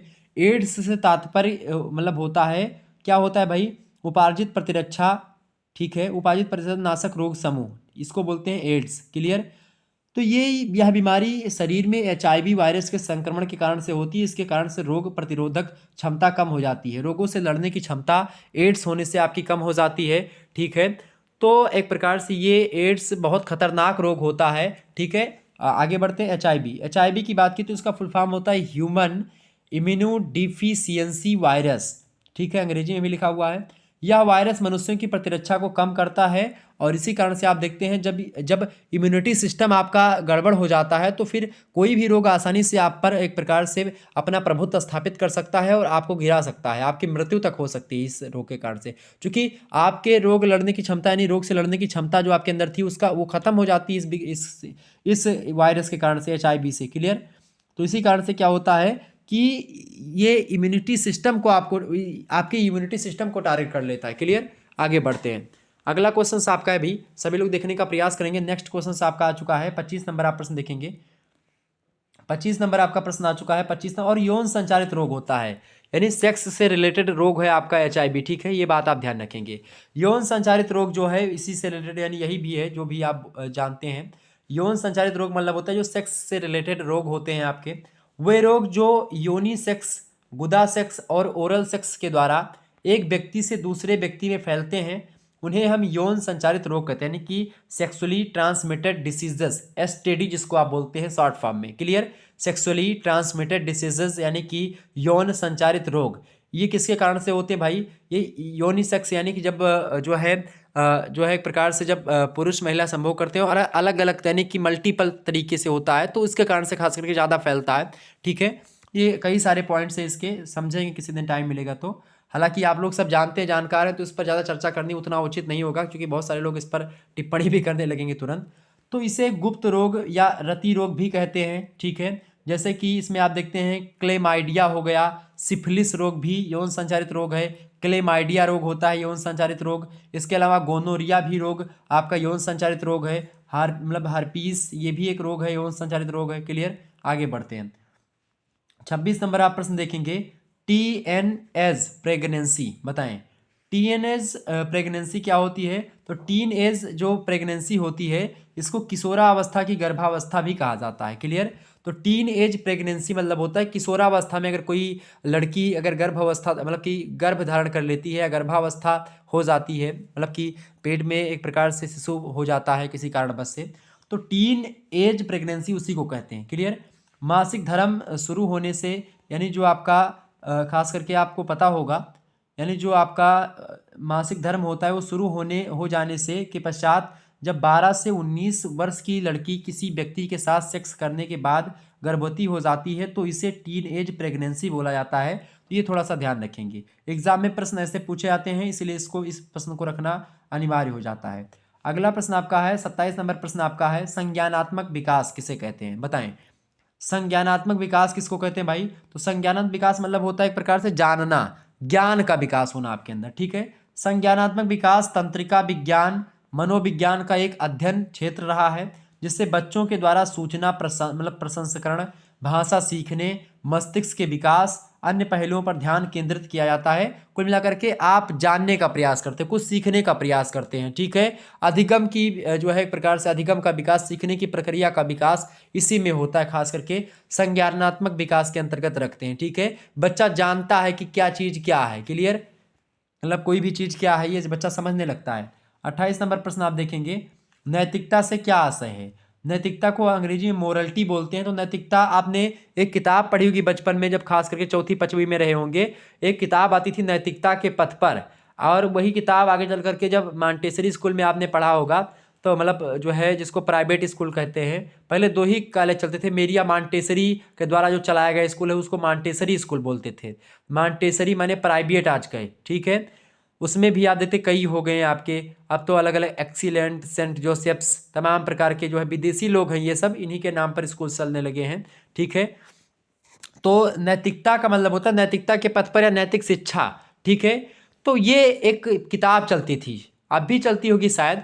तो उसमें जो है आप देखते हैं बड़े बड़े जो है मतलब कि जो है जो आदर्श मतलब कि आदर्शात्मक पुरुष रहे हैं, जिनके चीज़ों को अगर आप देखें तो उनको अनुकरणीय है, यानी जैसे महात्मा गांधी जी हो गए, सुभाष चंद्र बोस जी हो गए, राजा रामचंद्र जी हो गए, ठीक है, उनके भाई भरत जी हो गए, इन सभी का राजा भरत भी हो गए, ठीक है, दुष्यंत के पुत्र भरत, उनके चैप्टर्स आपको देखने को मिलते थे। महाराणा प्रताप के चैप्टर्स आपको देखने को मिलते थे। तो ये सब नैतिकता यानी मोरलिटी के विकास को लेकर के कहानियाँ होती थी। तो एक कहानी छोटी सी होती थी, वो आपको एक नैतिक शिक्षा सिखाती थी। आपको एक कहानी आपने सुनी होगी छोटी से बचपन में, कि एक बाबा थे, तो बाबा जो है जंगल मतलब कि उसमें सरोवर में स्नान कर रहे थे, एक ऋषि मुनि थे, जंगल मतलब उसमें स्नान कर रहे थे सरोवर में।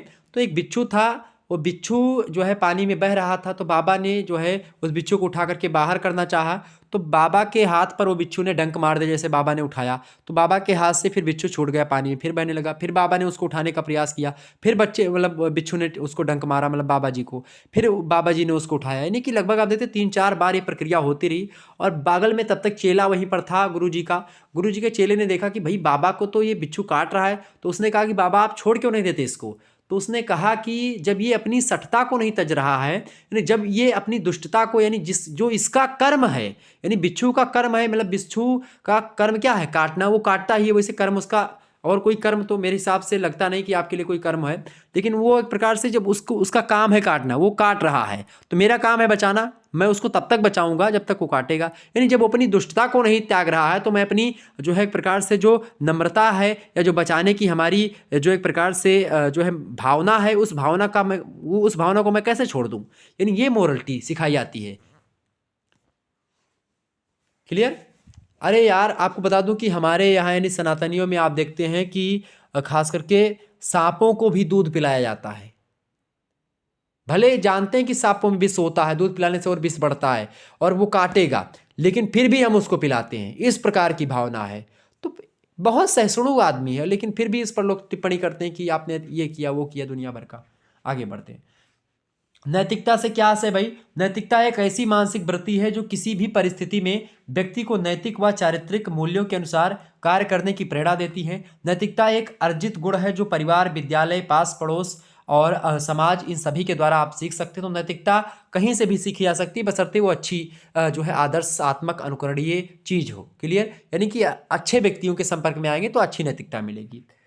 29 नंबर आपका प्रश्न है सुपोषण। सुपोषण क्या है भाई, सुपोषण को समझिए आप थोड़ा सा। सुपोषण जो होता है भोजन की वह मात्रा तथा प्रकार जिसमें पाए जाने वाले पोषक तत्व तो आवश्यक मात्राओं में होते हैं, जिससे शारीरिक विकास उचित रूप से हो सकता है, शरीर सुविकसित हो, स्वस्थ हो और पुष्ट हो, जिससे शरीर की कार्य क्षमता और मानसिक क्षमता में अभिवृद्धि हो, जो शरीर को रोग रहित रख करके यानी रोग से मुक्त करे और दीर्घ आयु प्रदान करे या दीर्घ आयु प्रदान करने में सहायक हो, उस प्रकार के भोजन को जब हम ग्रहण करते हैं तो वो होता है आपका सुपोषण। यानी सुंदर, सु माने होता है सुंदर, पोषण माने होता है आपका जो आप खाते हैं आहार, तो होता है सुंदर पोषण यानी अच्छा पोषण, जो कि आपके हर तरीके से आपकी मदद करता है। 30 नंबर आप प्रश्न देखेंगे। 30वां क्वेश्चन आपका क्या दिया हुआ है भाई। 30 नंबर आपका प्रश्न दिया हुआ है पथ्यापथ्य क्या है। पथ्यापथ्य का अर्थ होता है पोषण विज्ञान के सिद्धांतों और प्रबंध के अनुसार विभिन्न प्रकार के व्यक्तियों अथवा समूहों को उनके विभिन्न आर्थिक स्तर, स्वास्थ्य परिस्थितियों की को ध्यान में रखते हुए खिलाने की कला विज्ञान का मिश्रण ही होता है आपका पथ्यापथ्य। पथ्यापथ्य का मतलब मुख्य रूप से ये होता है कि जो पोषण विज्ञान है या जो सिद्धांत है पोषण का, उस सिद्धांत के अनुसार जब किसी व्यक्ति के लिए खास करके उसको ध्यान में रखते हुए, उसके आर्थिक स्तर को ध्यान में रखते हुए, उसके स्वास्थ्य की परिस्थितियों को ध्यान में रखते हुए जब हम उसके लिए आहार आयोजन या एक प्रकार से उसके लिए हम आहार नियोजन करते हैं, तो वही होता है आपका पथ्यापथ्य। आहार विज्ञान भोज्य पदार्थों और पेय पदार्थों का उपयोग किसी रोग की अवस्था है, किसी रोग की अवस्था है जिससे व्यक्ति विशेष का स्वास्थ्य बना रहे, किसी रोग की अवस्था को रोकने एवं उसके उपचार में सहायता प्राप्त हो सके। आहार विज्ञान सामान्य आहार का गुणात्मक और मात्रात्मक रूपांतर या पारिष्कृत रूप होता है, यही आपका पथ्यापथ्य है। 31 नंबर आप प्रश्न देखेंगे उपचारात्मक आहार किसे कहते हैं। तो जब कोई व्यक्ति किसी कारणवश बीमार पड़ जाता है तो उसे या फिर उसको गंभीर चोट लग जाती है, या फिर किसी संक्रामक रोग से वो ग्रसित हो जाता है, या चयापचय में बाधा आती है यानी कि उसके पाचन तंत्र में बाधा आती है, तो उस रोगी को शरीर के पौष्टिक तत्वों को शोषित करने की क्षमता भी कम हो जाती है, तत्वों की आवश्यकता में परिवर्तन भी हो जाता है। और ऐसी स्थिति में व्यक्ति के आहार में कुछ परिवर्तन करके उसके आहार को इस प्रकार बनाया जाता है जिससे रोगी को शक्ति और क्षमता प्राप्त हो सके, रोग का उपचार भी हो सके। तो किसी व्यक्ति को रोग की स्थिति में अथवा रोग के बाद स्वास्थ्य लाभ के लिए जो आहार दिया जाता है उसी आहार को उपचारात्मक आहार कहते हैं। तो रोगी को दिया जाने वाला आहार उपचारात्मक आहार होता है। किसी चीज़ की अगर कमी है उसके अंदर तो उसकी पूर्ति के लिए जो कोई आहार दिया जाता है तो उसको उपचारात्मक आहार कहते हैं, खास करके रोगी के संदर्भ में। क्लियर? जो व्यक्ति अस्वस्थ है उस अस्वस्थ व्यक्ति को स्वस्थ लाने की प्रक्रिया में जो आहार दिया जाता है उसको आप क्या बोलते हैं? उपचारात्मक आहार। 32 नंबर आप प्रश्न देखेंगे, स्तनपान का महत्व बताइए। यानी जो महिलाएं स्तनपान करवाती हैं खास करके, और बच्चों को एक प्रकार से जब माता का दूध मिलता है उससे बहुत लाभ होता है। तो क्या महत्व है इसका? जन्म के बाद माता का दूध बच्चे का प्रमुख भोजन होता है और यह प्रकृति की देन है जो ईश्वर द्वारा प्रदत्त है। माता का दूध बच्चे के लिए सर्वोत्तम आहार होता है और उसकी पाचन शक्ति के अनुकूल होता है, उपयुक्त होता है, समस्त पोषक तत्वों से युक्त होता है जो माता का दूध होता है, जो कि शिशु के शरीर की वृद्धि करता है और उसके लिए आवश्यक भी होता है। और संक्रमण से जो विभिन्न सारे संक्रमण होते हैं, अलग अलग जो बीमारियां आजकल देखते हैं बच्चों में, छोटे छोटे बच्चों में बहुत बीमारियां फैलती हैं, क्योंकि निपल का दूध पिलाते हैं। आप देखते हैं कि वो आता है डब्बे में दूध भर करके उसको, या फिर गाय भैंस का दूध पिलाते हैं। तो उससे क्या होता है कि बच्चों को चीज़ें, चूंकि जो गाय भैंस का दूध है वो गाय भैंस के बछड़े के लिए होता है और माता का दूध होता है माता के बच्चों के लिए। तो जब वो मिलता है तो उससे बच्चे का एक प्रकार से मानसिक विकास से लेकर के शारीरिक विकास तमाम प्रकार की चीज़ें होती हैं और रोग भी नहीं होता है, यानी कि इम्यूनिटी सिस्टम भी मजबूत होने लगता है बच्चे का। क्लियर? रोग प्रतिरोधक क्षमता बढ़ती है। तो संक्रमण से शिशु की सुरक्षा करता है माता का दूध जो होता है, और माँ का दूध बच्चे को संतुष्टि प्रदान करता है। सबसे महत्वपूर्ण बात ये, तो इस श्रेणी में महत्व है इसका। अगला प्रश्न आप देखते हैं, पूर्व शालेय अवस्था में पोषण। पूर्व शालेय अवस्था में पोषण क्या हो सकता है भाई? देश की समृद्धि की बुनियादी शिशु और बालक की स्वस्थता पर टिकी हुई है, अथवा पूर्व शालेय अवस्था मतलब पूर्व शालेय बालकों को पोषण की दृष्टि से देखना आवश्यक होता है। इस अवस्था में प्राप्त पोषण तथा अन्य परिस्थितियां उसकी भविष्य निर्माणक होती हैं। यानी जब बच्चे को आप नहीं अच्छे तरीके से पोषण दे पाएंगे तो फिर वहीं से बनना बिगड़ना होता है, तो बच्चा कुपोषित का शिकार ना हो पाए, इसके लिए उसके लिए उचित व्यवस्था होनी चाहिए।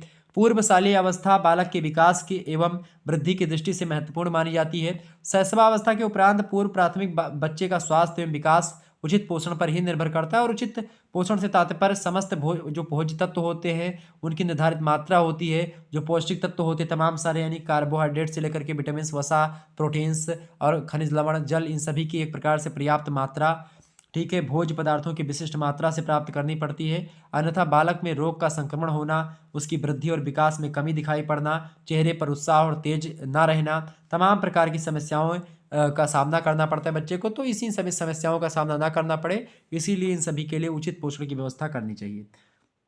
34 नंबर आप क्वेश्चंस देखेंगे, भारतवर्ष में शालेय आहार कार्यक्रम यानी SLP जिसको आप कहते हैं, ये इसके बारे में आप बताएं। तो भारतवर्ष में 1952 ईस्वी में शालेय आहार कार्यक्रम यानी SLP कई शालाओं में प्रारंभ किए गए, किंतु आहार प्राप्ति के साधन और भोजन संबंधी आदतों में व्यापक यानी बड़े स्तर में भिन्नता के कारण से भारत में यह समान रूप से आयोजित नहीं हो पाया SLP कार्यक्रम। आप देखते हैं मद्रास में पहली बार 1200 हरिजन विद्यालयों में मध्याह्न भोजन कार्यक्रम की शुरुआत हुई, यानी जो दोपहरिया भोजन होता है दोपहर में। इसके पश्चात आंध्र प्रदेश में, बिहार में, गुजरात में, उड़ीसा में, हरियाणा में, केरल, महाराष्ट्र, मैसूर, मध्य प्रदेश, राजस्थान, उत्तर प्रदेश और पश्चिमी बंगाल में भी प्रोग्राम आरंभ किए गए मध्याह्न भोजन के। और आजकल इस योजना से 1 करोड़ से अधिक बच्चे लाभान्वित हो रहे हैं। इसमें 30 औंस पका हुआ प्रोटीन युक्त उपयोग मतलब उत्तम भोजन जिसे बाल आहार बोलते हैं वो मिलता है। प्रत्येक बच्चे को दिया जाता है ये बाल आहार। इसमें मक्के का आटा 12 औंस होता है, सूजी 1 औंस होती है, सोयाबीन का आटा 1 औंस और दूध का पाउडर 1 औंस मिला करके उपमा के रूप में दिया जाता है। और इस प्रोग्राम का उद्देश्य बढ़ते जो हुए अब देखते हैं इस उद्देश्य का मतलब इस प्रोग्राम का उद्देश्य क्या है? प्रत्येक बढ़ते बच्चों को पूर्णतः पौष्टिक तत्व प्रदान करना होता है और ये बहुत जबरदस्त कार्यक्रम है। क्लियर? आगे देखते हैं 35 नंबर क्वेश्चन। 35 नंबर प्रश्न आप देखते हैं, किशोरावस्था में आहार। आप देखते हैं बच्चों के लिए खास करके, आप देखते हैं छोटे बच्चे जब होते हैं तो आशा बहू जो होती है गांव में, वो गर्भवती महिलाओं के लिए, धात्री अवस्था की महिलाओं के लिए वो एक आहार, एक पौष्टिक आहार आता नहीं है कि धात्री अवस्था के लिए, गर्भावस्था के लिए, बच्चों के लिए एक पंजीरी भी मिलती थी पहले, आपको तो बोरा बोरा पंजीरी आती थी, ठीक है। अब वो पैकेट में आती है, और रिफाइंड भी मिलती है वसा के लिए, खास करके बच्चों को भी मिलती है, माता जी को भी मिलती है। तो आपको मिलती होगी, आपके घर में अगर कोई छोटा बच्चा होगा तो आपको पता होगा, मोदी जी और योगी छपे रहते हैं उस पर, मिला होगा कभी आपको, अगर मिला होगा तो देखिएगा। किशोरावस्था में आहार देखिए भाई, तो किशोरों में आहार में आप देखते दूध व दूध से बने पदार्थों की प्रतिदिन कम से कम 4 कप की मात्रा अवश्य होनी चाहिए। अगर 4 कप जो है आप दूध या दूध से बने पदार्थों का सेवन किशोरावस्था में करते हैं तो बड़ी ज़बरदस्त चीज़ है। दूध के अभाव में सोयाबीन, अगर दूध नहीं है आपके घर पर तो सोयाबीन आप खा सकते हैं। मूंगफली से प्रोटीन चूंकि ज़्यादा मिलती है इसलिए आप इसको, चूंकि प्रोटीन की आवश्यकता बच्चों को इसलिए पड़ती है ताकि प्रोटीन जो होता है आपका, ये शरीर नियामक होता है, यानी कि शरीर की वृद्धि करता है प्रोटीन्स, ठीक है, तो इसके लिए ज़रूरी होता है। तो ये क्या होता है, प्रोटीन की आवश्यकता की पूर्ति होती है सोयाबीन, मूंगफली और दूध से। पौष्टिक तत्व, जो पौष्टिक मतलब भोजन पौष्टिक और संतुलित होना चाहिए। तलने और भूनने की क्रियाओं का कम प्रयोग होना चाहिए, खासकर किशोरावस्था में। मसालों का प्रयोग भी अधिक ना हो तो अच्छा ही होता है। भोजन की विविधता भोज्य पदार्थों को तैयार करने की विधियों में आकर्षण को बढ़ाती है, इसलिए भोजन की विविधता भी अनिवार्य होती है किशोरावस्था में। और अनाजों के वर्ग को तीनों समय के आहार में शामिल करना आवश्यक होता है, चाहे वह रोटी, चावल, दलिया, खिचड़ी, मैक्रोनीस के रूप में हो, या मिठाई, कॉर्नफ्लोर, मटरी, बिस्कुट आदि के रूप में हो। हरी पत्तेदार तरकारियाँ यानी सब्जियाँ, पीली तथा अन्य सब्जियों का भी आहार विशेष रूप से मुख्य स्थान रखता है। तो यानी कि सभी का समन्वय तरीके से अगर आप संतुलित आहार किशोरावस्था में अगर दे लेंगे तो बच्चा का एक प्रकार से शारीरिक विकास से लेकर के मानसिक विकास, संज्ञानात्मक विकास, सृजनात्मक विकास खूब अच्छे तरीके से होता है। क्लियर, आगे बढ़ते हैं। 36 नंबर आप प्रश्न देखेंगे। 36 नंबर आपका प्रश्न दिया हुआ है, ये सारे के सारे प्रश्न आपके बहुत इंपॉर्टेंट हैं। इन प्रश्नों पर आप थोड़ा सा फोकस कर लीजिएगा, आपकी परीक्षा की दृष्टि से बहुत महत्वपूर्ण है। 36 नंबर आपका प्रश्न है प्रौढ़ावस्था में पोषण। प्रौढ़ावस्था में आप देखते हैं व्यक्ति अपना स्वतंत्र जीवन शुरू कर देता है और वह अपनी गृहस्थी एवं बच्चों के पालन पोषण की चिंता करने लगता है और अपने बच्चों को पढ़ा लिखा करके योग्य बनाना चाहता है। और कभी कभी आर्थिक कठिनाई भी इस समय अधिक हो जाती है। नई नई शादी होती है तो उसका समायोजन करना, मान लेते कमाई नहीं है कोई तो फिर दिक्कत हो जाती है। और आज के युग में तो और ज़्यादा है, अगर शादी हो गई, अगर कोई व्यक्ति कमा नहीं रहा तो बड़ी समस्या हो जाती है, खूब झगड़ा होता है पति पत्नी में।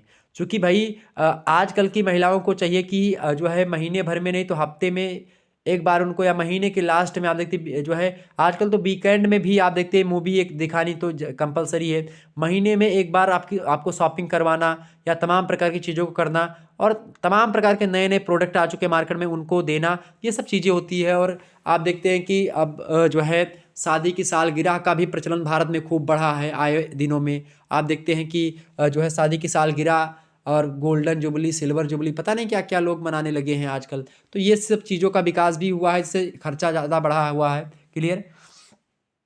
तो कभी कभी आर्थिक कठिनाई भी इस समय अधिक हो जाती है, अतः अपने भोजन में कमी करके जैसे तैसे अपनी आय में संतुलन व्यक्ति करना चाहता है, और जिससे वे अपना स्वास्थ्य भी खो बैठते हैं। मतलब कि लोग, आप देखते हैं आजकल के जो युवा हैं जिनकी शादी हो जाती है वो बहुत दुबले पतले उसके बाद में हो जाते हैं। क्यों हो जाते हैं? क्योंकि वो खाने पीने का उतना ध्यान नहीं दे पाते हैं।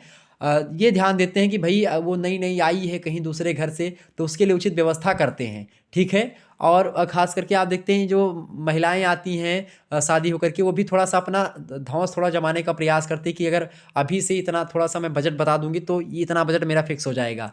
तो ये भी होता है, कहीं कोई कोई करता है, मैं नहीं कहता कि आप सभी लोग ऐसी करती होंगी, लेकिन बिल्कुल कुछ लोग ऐसी हैं जो कि करती हैं। और मतलब कि ये होता है खास करके। तो इसमें क्या होता है कि लोग उसके चक्कर में, अपनी परिचर्या के चक्कर में खास करके अपने स्वास्थ्य यानी खाने पीने का ध्यान नहीं दे पाते हैं। उनको ब्रांडेड जो है, बहुत सारे लोग होते हैं कि उनको पैंट शर्ट और टाई और जूता खूब अच्छे पहनना है, लेकिन उनको स्वास्थ्य का ध्यान नहीं देना है। तो इससे भी कई सारी चीज़ें होती हैं। तो और खो बैठते हैं चिकित्सक व दवाई पर व्यय करने लगते हैं। यदि उन्हें अपने स्वास्थ्य व संतुलित आहार के महत्व का ज्ञान हो जाए, जिससे वे सस्ते खाद्य पदार्थों के द्वारा आहार को संतुलित बना सकें, तो उनका जीवन आर्थिक सुखी हो जाए, सहज हो जाए और संपन्न हो सकेगा। क्लियर। तो इसके अलावा प्रौढ़ावस्था में यद्यपि वृद्धि का कार्य नहीं रहता है, किंतु टूटे फूटे जो कोशिकाएं होती हैं उनकी मरम्मत के लिए आप देखते हैं निर्माणात्मक सुरक्षात्मक तत्वों की आवश्यकता, यानी प्रोटीन्स और खनिज तत्वों की आवश्यकता भी होती है। प्रत्येक व्यक्ति की ऊर्जा संबंधी आवश्यकताओं में भिन्नता पाई जाती है, अतः प्रौढ़ावस्था में पोषण और आहार की जरूरत व्यक्ति की कार्य स्थिति, लिंग भेद, रहन सहन, मौसम और जलवायु के आधार पर फिक्स करनी चाहिए। यानी वो कितने साल का है, वो स्त्री है या पुरुष है, वो क्या कार्य करता है, ठीक है, कहाँ पर रहता है, किस स्थिति में है, कैसा मौसम है और किस प्रकार की जलवायु है, इन सभी को ध्यान में रखते हुए उसका संतुलित आहार फिक्स करना चाहिए। 37 नंबर प्रश्न आप देखेंगे। 37 नंबर आपका प्रश्न आ चुका है आपकी स्क्रीन पर। एक बार सभी लोग वीडियो को लाइक और शेयर कर दीजिएगा। 37 नंबर प्रश्न है, श्रमिक के हेतु प्रतिदिन कैलोरी की आवश्यकता होती है। तो श्रमिक के लिए जो है आप देखते हैं अधिक कैलोरी की आवश्यकता होती है जो काम करता है। मजदूर के अधिक परिश्रम करने के परिणाम स्वरूप क्या होता है कि ऊर्जा की मांग बढ़ जाती है। और क्योंकि इस वर्ग का व्यक्ति दिन भर कड़ा परिश्रम करता है, कड़ी मेहनत करता है, जिसके कारण से क्या होता है, उसके शरीर से अधिक ऊर्जा खपत होती है। और अधिक परिश्रम करने के कारण से उसकी आधारीय चयापचय भी जो दर होती है वो अधिक हो जाती है, जिससे उसकी कैलोरी की मांग भी बढ़ जाती है। ICMR 2010 के अनुसार एक पुरुष मजदूर को 3490 और एक महिला मजदूर को 2850 कैलोरी भोजन से प्राप्त करनी चाहिए। मतलब इतनी ऊर्जा उसको होनी चाहिए। यानी कि जो है 2850 कैलोरी किसको, महिला मजदूर को चाहिए एक दिन में, ठीक है, और पुरुष मजदूर को 3490। ये पॉइंट दोनों ध्यान रख लीजिएगा, लिख लीजिएगा इसको, ठीक है, स्क्रीनशॉट ले लीजिएगा। एक महिला मजदूर को 2850 कैलोरी ऊर्जा की आवश्यकता होती है ICMR के अनुसार, और एक पुरुष मजदूर को 3490 कैलोरी की आवश्यकता। क्लियर। 38 नंबर आप प्रश्न देखेंगे, गर्भावस्था में विटामिन की आवश्यकता। तो गर्भावस्था में विटामिन की आवश्यकता ऊर्जा की आवश्यकता अनुसार बढ़ जाती है। और बच्चे के जन्म के समय आप देखते हैं उसके यकृत में विटामिन ए की उपस्थिति होती है। और इस समय विटामिन ए अधिक मात्रा में लेना चाहिए गर्भावस्था के दौरान, खास करके महिलाओं को। विटामिन ए जो होता है आप देखते हैं हरी पत्तेदार सब्जियों को अगर आप सेवन करेंगे तो उससे विटामिन ए आपको अधिक मात्रा में मिलती है। विटामिन ए की कमी से आप देखते हैं वृद्धि क्या होती है, विटामिन ए की कमी से आपको कौन सा रोग होता है, आंखों पर आपका प्रभाव पड़ता है, रतौंधी होती है। थायमीन 0.2 मिलीग्राम, 0.3 मिलीग्राम राइबोफ्लेविन और 2 मिलीग्राम नाइसिन अतिरिक्त मात्रा में ICMR द्वारा प्रस्तावित है कि अगर मान लेते हैं गर्भावस्था में जो है महिलाएं हैं तो उनके लिए थायमीन 0.2 मिलीग्राम अधिक कर देना चाहिए, 0.3 मिलीग्राम राइबोफ्लेविन की मात्रा बढ़ा देनी चाहिए, और 2 मिलीग्राम नाइसिन अतिरिक्त मात्रा में, नहीं जितना पहले मिलता था उससे अधिक मात्रा में देना चाहिए, ये ICMR कहता है। इसके अलावा फोलिक एसिड 50 से लेकर के 200 माइक्रोग्राम अतिरिक्त मात्रा में देना चाहिए। विटामिन भी कैल्शियम फास्फोरस के अवशोषण के लिए अधिक मात्रा में होना चाहिए। इसके अलावा विटामिन सी की बात की जाए तो विटामिन सी रक्त के स्वास्थ्य के लिए आवश्यक होती है और यह RBC के निर्माण में सहायक होती है विटामिन सी। और इसीलिए विटामिन सी जो होती है आहार में पर्याप्त मात्रा में सम्मिलित किया जाना चाहिए, खासकर गर्भावस्था के दौरान। क्लियर। तो ये सब ICMR के द्वारा चीज़ें बताई गई हैं। 39 नंबर आप प्रश्न देखेंगे, संवेगात्मक विकास क्या होता है। तो नवजात शिशु संसार में असहाय और शक्तिहीन प्राणी के रूप में जन्म लेता है। उसको अपनी आवश्यकताओं की संतुष्टि अपने माता पिता पर निर्भर रह करके करना पड़ता है शुरुआती दौर में, लेकिन जब वो धीरे धीरे बड़ा होने लगता है फिर वो अपनी चीज़ों को यानी अपनी आवश्यकताओं को समझने लगता है कि हमको क्या आवश्यकता है। इस अवस्था में बालकों के अंदर कुछ संवेगों का प्रादुर्भाव होता है, जैसे कि क्रोध का आना हो गया, भय यानी डरना, प्रेम, ठीक है। तो शैशवावस्था में बालक अपनी ईर्ष्या की भावना को रो कर और हाथ पैर पटक करके, बाल खींच करके, कपड़े फाड़ करके, जमीन पर लोट करके प्रदर्शित करते हैं। आप देखते हैं बच्चे को अगर ना दो, टाफी वाफी अभी मांग रहा है ना दो, तो तुरंत चिल्लाने लगेगा। अगर चिल्लाने से भी नहीं दोगे तो फिर जो है तुरंत लोट करके यानी कि एकदम से लेट जाएगा जमीन पर पे और खूब चिल्लाएगा, खूब चिल्ला चिल्ला करके। लेकिन बाल्यावस्था में वह बड़ों की आज्ञा का उल्लंघन करके अथवा रो करके इसको व्यक्त करता है। किशोरावस्था में ईर्ष्या की भावना कभी कभी प्रतिशोध में बदल जाती है। मैकडुगल स्काउट कहते हैं कि ये मनोवैज्ञानिक है, कहते हैं कि संवेग में क्रियात्मक वृत्ति रहती है। भाव जब संवेग का रूप धारण कर लेते हैं तो उनका वेग व्यक्तियों की क्रियाओं में अभिव्यक्त होने लगता है। धीरे धीरे जब आप कोई व्यक्ति बच्चों के मनमाहिक काम नहीं करते तो बच्चे गुस्सा भी करने लगते हैं जब बड़े हो जाते हैं किशोरावस्था के दौरान। किशोरावस्था में बहुत ज़्यादा दिमाग संतुलन करने में बच्चे लगे होते, तो उसमें आप कोई माता पिता जो होते हैं अगर बच्चों को कोई डांटता है तो बहुत बुरा लगता है बच्चों को किशोरावस्था के दौरान, ठीक है। खास करके 13 साल के बाद से 18 साल के बीच की अवस्था में खास करके खूब ज़्यादा जो है बुरा लगता है बच्चों को, अगर कोई डांट भी दे तो तुरंत बुरा लगता है। आगे बढ़ते हैं। 40 नंबर आप प्रश्न देखेंगे, संज्ञानात्मक विकास की अवस्थाएं बताइए। तो जॉन पियाजे ये मनोवैज्ञानिक है। जॉन पियाजे कहते हैं कि संज्ञानात्मक विकास की प्रमुख 4 अवस्थाएं होती हैं, उन्हीं का वर्णन इन्होंने किया है। इन्होंने बताया कि प्रत्येक अवस्था की अपनी विशेषता होती है और एक अवस्था में विकसित संज्ञानात्मक संरचना आगे आने वाली अवस्थाओं में बदल जाती है। किसी अवस्था विशेष में बालक के भीतर पाए जाने वाले समस्त ज्ञान, समस्त विचार, समस्त व्यवहारों के संगठन से एक समुच्चय निर्मित होता है, जिससे स्कीमा बोलते हैं। क्लियर? जितना भी उसका विचार, ज्ञान या व्यवहार उसका डेवलप हुआ, उसका पूरा संगठन मिला ले, उसी को स्कीमा बोलते हैं। स्कीमा का विकास बालक द्वारा अर्जित अनुभव और परिपक्वता पर अवलंबित होता है। और यह संज्ञानात्मक विकास की 4 अवस्थाएं जो होती हैं वो कौन कौन सी हैं, जान पियाजे ने बताई। पहली अवस्था कही संवेदी जो पेशीय अवस्था है वो, दूसरी है पूर्व संक्रियात्मक अवस्था, तीसरी है स्थूल संक्रिया की अवस्था, और चौथी है औपचारिक संक्रिया की अवस्था। ये 4 अवस्थाएं किसकी अवस्थाएं हैं भाई? ये संज्ञानात्मक विकास की 4 अवस्थाएं हैं। संवेदी पेशीय अवस्था, पूर्व संक्रियात्मक अवस्था, स्थूल संक्रिया की अवस्था और औपचारिक संक्रिया की अवस्था। 41 नंबर आप प्रश्न देखेंगे, जो है वृद्धावस्था में स्वास्थ्य संबंधी समस्या। लगभग प्रत्येक वृद्ध व्यक्ति की स्वास्थ्य संबंधी विशेष समस्या रहती है, जिसका संबंध उसके पूर्व के पोषण स्तर पर निश्चित रहता है कि उसका पहले उसका पोषण स्तर क्या रहा है। और स्वास्थ्य संबंधी अन्य समस्याओं का प्रभाव पाचन, अभिशोषण, भूख में कमी, चयापचय में कमी इत्यादि के रूप में दिखाई पड़ती है, और जिससे पोषक तत्वों की कमी आहार में ना होकर के पाचन प्रणाली के द्वारा क्या होती है, शरीर में निर्मित हो जाती है। और जोड़ों की बीमारी आप देखते वृद्धों में अधिक होती हैं। गठिया वृद्ध व्यक्ति को बाजार जाने की क्षमता, एक प्रकार से भोजन पकाने की प्रक्रिया एवं खा सकने की क्रियाओं को प्रभावित करती है। हार्मोन्स का असंतुलित होना कई समस्याओं को उत्पन्न करता है, जिससे वृद्ध व्यक्ति में पाचन, संस्थान और हृदय संबंधी रोग हो जाता है। मोटापा, रक्तहीनता, रक्तचाप, मधुमेह, तमाम प्रकार की बीमारियां आप देखते हैं वृद्धों में होती हैं। तो इस अवस्था में इनका उपचार भी साथ साथ किया जाना चाहिए, तो ज़्यादा बेटर होगा। 42 नंबर आप प्रश्न देखेंगे, बालक का सामाजिक विकास। सामाजिक विकास क्या होता है भाई? तो बालक जो होता है अपनी आवश्यकताओं हेतु दूसरों पर आश्रित होता है, क्योंकि बालक जन्म के समय अत्यंत असहाय अवस्था में होता है। जन्म के समय बच्चा जैविक होता है, मतलब बच्चा एक प्रकार से जैविक होता है। तो जैविक प्राणी से सामाजिक प्राणी बनने की प्रक्रिया समाजीकरण कहलाती है, और समाजीकरण की प्रक्रिया के द्वारा बच्चों का सामाजिक विकास होता है। लेकिन जैसे जैसे बालक का विकास होता चला जाता है, उसमें आत्मनिर्भरता निरंतर बढ़ती जाती है। बालक सब कुछ सीखता जाता है। यद्यपि क्या है? यद्यपि जीवन भर वह दूसरों की सहायता तथा संपर्क के बिना अपनी आवश्यकताओं को पूर्ण करने में असमर्थ तो होता है, कोई भी व्यक्ति हो। लेकिन प्रत्येक सामाजिक प्राणी प्रत्यक्ष अथवा अप्रत्यक्ष रूप से एक दूसरे के ऊपर निर्भर होते हैं और प्रभावित भी करते हैं। बालक को संपूर्ण विकास पर सामाजिक संपर्क का बहुत बड़ा प्रभाव पड़ता है। जिस बालक को समाज तथा समूह से बहिष्कार का सामना करना पड़ता है, उसका व्यक्तित्व बड़ा ही संकुचित हो जाता है। एक व्यक्ति रामू था, एक लखनऊ के स्टेशन पर मिला था बहुत दिनों के बाद में। एक मूवी एक जो है अभी हॉट स्टार पे है, मतलब आर पार वेब सीरीज़ है, कभी देख लीजिएगा, टाइम मिलेगा। 4 घंटे की वेब सीरीज़ है आर पार। वो जनजाति पर आधारित है, और बड़ा ज़बरदस्त है, एक प्रकार से आप समझ सकते हैं। उसमें आप सामाजिक विकास समझ सकते हैं, क्योंकि उनका विकास उनकी स्थिति में उनके समाज के द्वारा हुआ है। और कोई बच्चा मान लेते समाज से अगर अलग होता है, तो उसके अंदर समाज का, चूंकि सामाजिक विकास उसका नहीं होता, सामाजिक विकास समाजीकरण की प्रक्रिया के द्वारा होता है। समाजीकरण की प्रक्रिया ही नहीं हो पाती है। ठीक है, चूंकि बच्चा जब पैदा होता तो वो कुछ नहीं पता होता उसको। जब जन्म जाते पशु तो समान है, यानी कि जब बच्चा जन्म लेता तो पशु के समान होता है एकदम से। क्लियर? उसको मनुष्यता तो समाज देता है।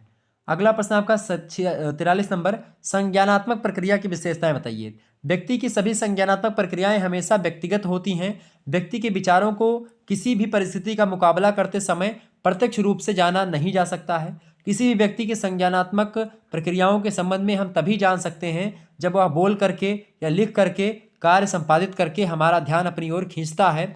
और हम स्वयं अपने विचारों को सीधे नहीं जान पाते हैं, हमें उन्हें उसी प्रकार जानते हैं जिस प्रकार उनके संबंध में अन्य व्यक्तियों की जानकारी होती है। संज्ञान के अंतर्गत अनेक मानसिक प्रक्रियाएं निहित होती है, जैसे कि आपकी स्मृति कैसी है, कल्पना आप क्या करते हैं, प्रत्यक्षीकरण कैसा है, तर्क क्या देते हैं, चिंतन कैसा है आपका, ये सब आपका संज्ञानात्मक विकास के द्वारा ही डेवलप होता है दिन प्रतिदिन। क्लियर? आगे बढ़ते हैं। 44 नंबर आपका प्रश्न है, भाषा एवं वाणी क्या होती है? तो भाषा जो होती है संप्रेषण का एक लोकप्रिय माध्यम होता है। आपको कोई बात बोलनी है, आपके अंदर जो बातें चल रही हैं उसको बाहर निकालने के माध्यम को ही भाषा कहते हैं। भाषा के माध्यम से ही विचारों को व्यक्त किया जाता है। बालक का सामाजिक विकास भाषा पर ही आधारित होता है। भाषा ही बालकों की ज्ञान वृद्धि करती है।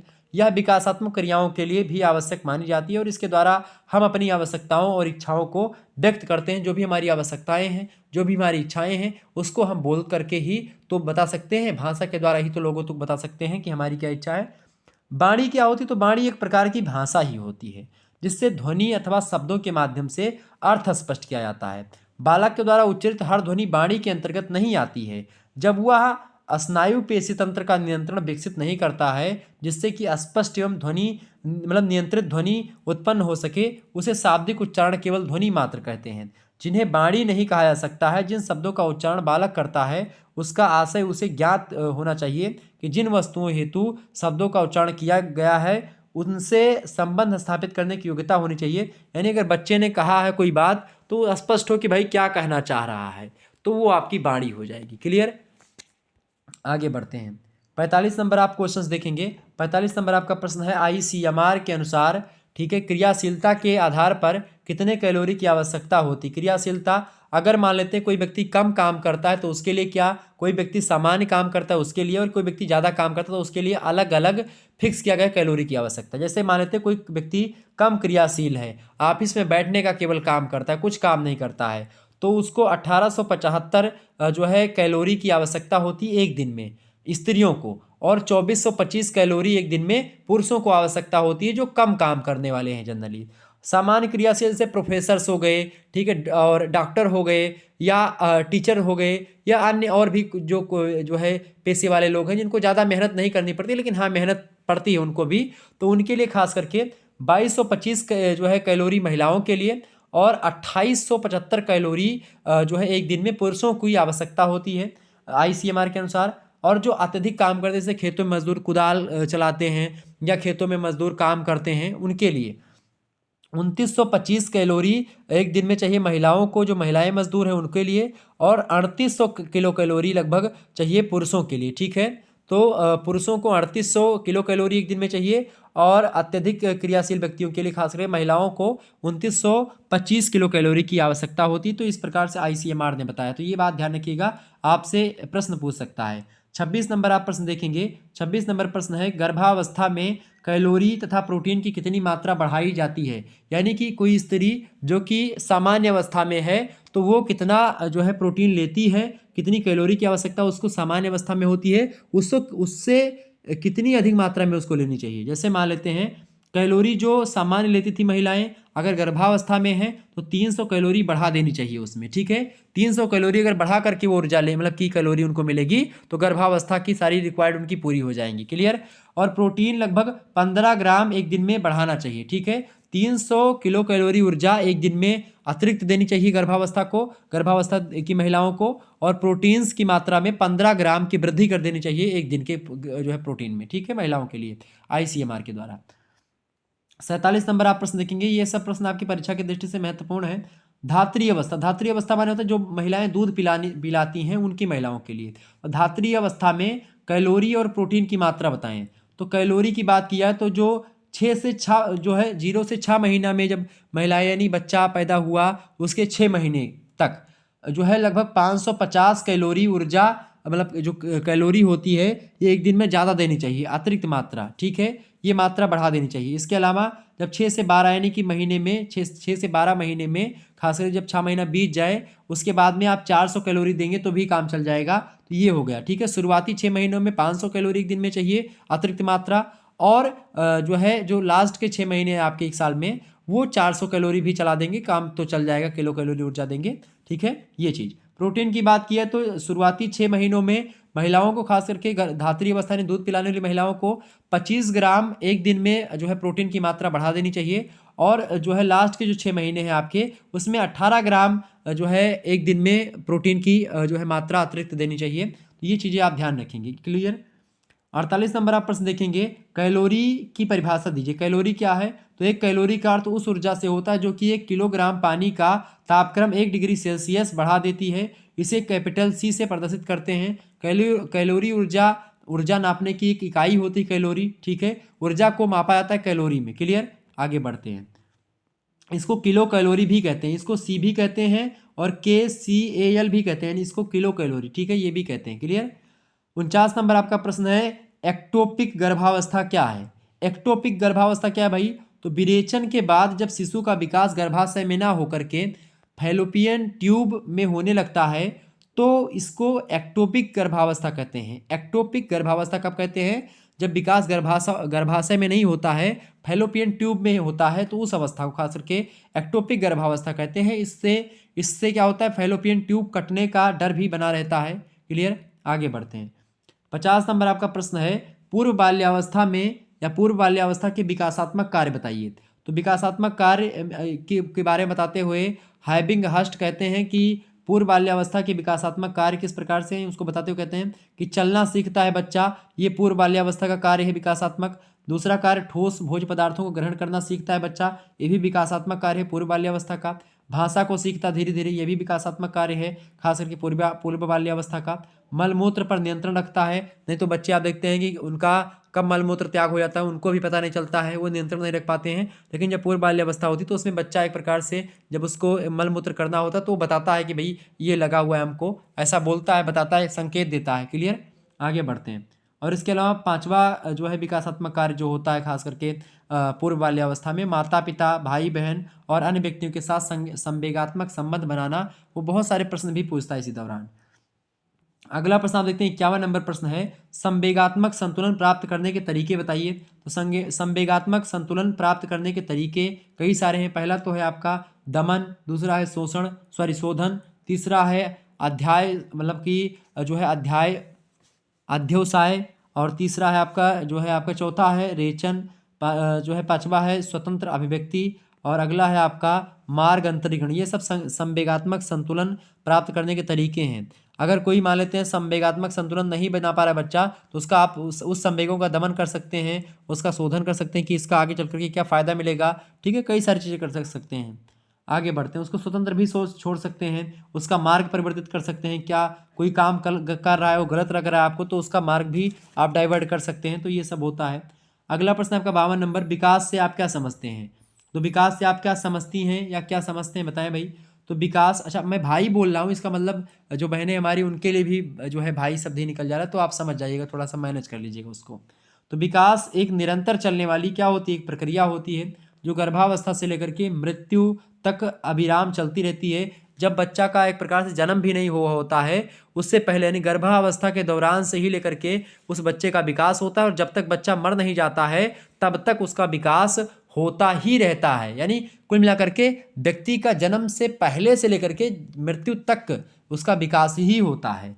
हरलाक महोदय कहते हैं कि विकास का तात्पर्य बढ़ने से नहीं होता है, इसका तात्पर्य व्यवस्थित तथा समानुगत परिवर्तन से होता है, जो परिपक्वता के लक्ष्य को प्राप्त करने की ओर होते हैं। मुनरो कहते हैं कि विकास को परिभाषित किया इन्होंने और कहा कि परिवर्तन जो होते हैं श्रृंखला की वह अवस्था है जिसमें बालक भ्रूण अवस्था से लेकर के प्रौढ़ अवस्था तक गुजरता है, विकास के नाम से जानी जाती है यही अवस्था। क्लियर, ये एक प्रकार से किसने कहा, मुनरो ने कहा। तो इस प्रकार से आपने कई सारी चीज़ों को समझा और जाना। एक बार जितने भी लोग देख रहे हो फटाफट से वीडियो को लाइक और शेयर कर दीजिएगा। अगला प्रश्न आपका 53 नंबर प्रश्न है, क्रियात्मक विकास के कितने प्रकार होते हैं। तो क्रियात्मक विकास के मुख्य रूप से दो प्रकार होते हैं, एक तो होता है आपका संवेगात्मक विकास और एक होता है शारीरिक विकास या शारीरिक क्रियात्मक विकास। क्लियर, संवेगात्मक विकास की बात की है तो जैसे पांच संवेदी अंग हैं आपके, आंख हो गया, कान हो गया, नाक हो गया, जीभ हो गया, त्वचा हो गया। आंख से आप देखते हैं, नाक से आप देखते हैं सूंघते हैं, और कान से आप सुनते हैं, नाक से सूंघते हैं, जीभ से आप स्वाद का पता करते हैं, और त्वचा पर आप कोई स्पर्श करता है तो उसका आपको पता चलता है। कुल मिलाकर के ये संवेदी अंग हैं। क्लियर, इनसे आपको पता चलता है कई सारी चीज़ों के बारे में। तो ये संवेदी अंग होते हैं, इनका जब विकास होता है तो ये संवेगात्मक विकास होते हैं, संवेदनात्मक, ठीक है, संवेदात्मक विकास। Clear, emotional development. शारीरिक क्रियात्मक विकास में जैसे कि बड़ी पेशियों का विकास, जैसे कि टांगों का विकास हो गया, बाहों का विकास हो गया, हाथ बढ़ रहा, पैर बढ़ रहा है, ये सब बढ़ रहे हैं। और इसके अलावा आप देखते हैं छोटी पेशियों का विकास, जैसे कि आपको पता होगा छोटी पेशियों में अंगुलियों का विकास होता है। तो ये सब विकास आपके होते हैं क्रियात्मक विकास। तो क्रियात्मक विकास के ये दो प्रकार होते हैं।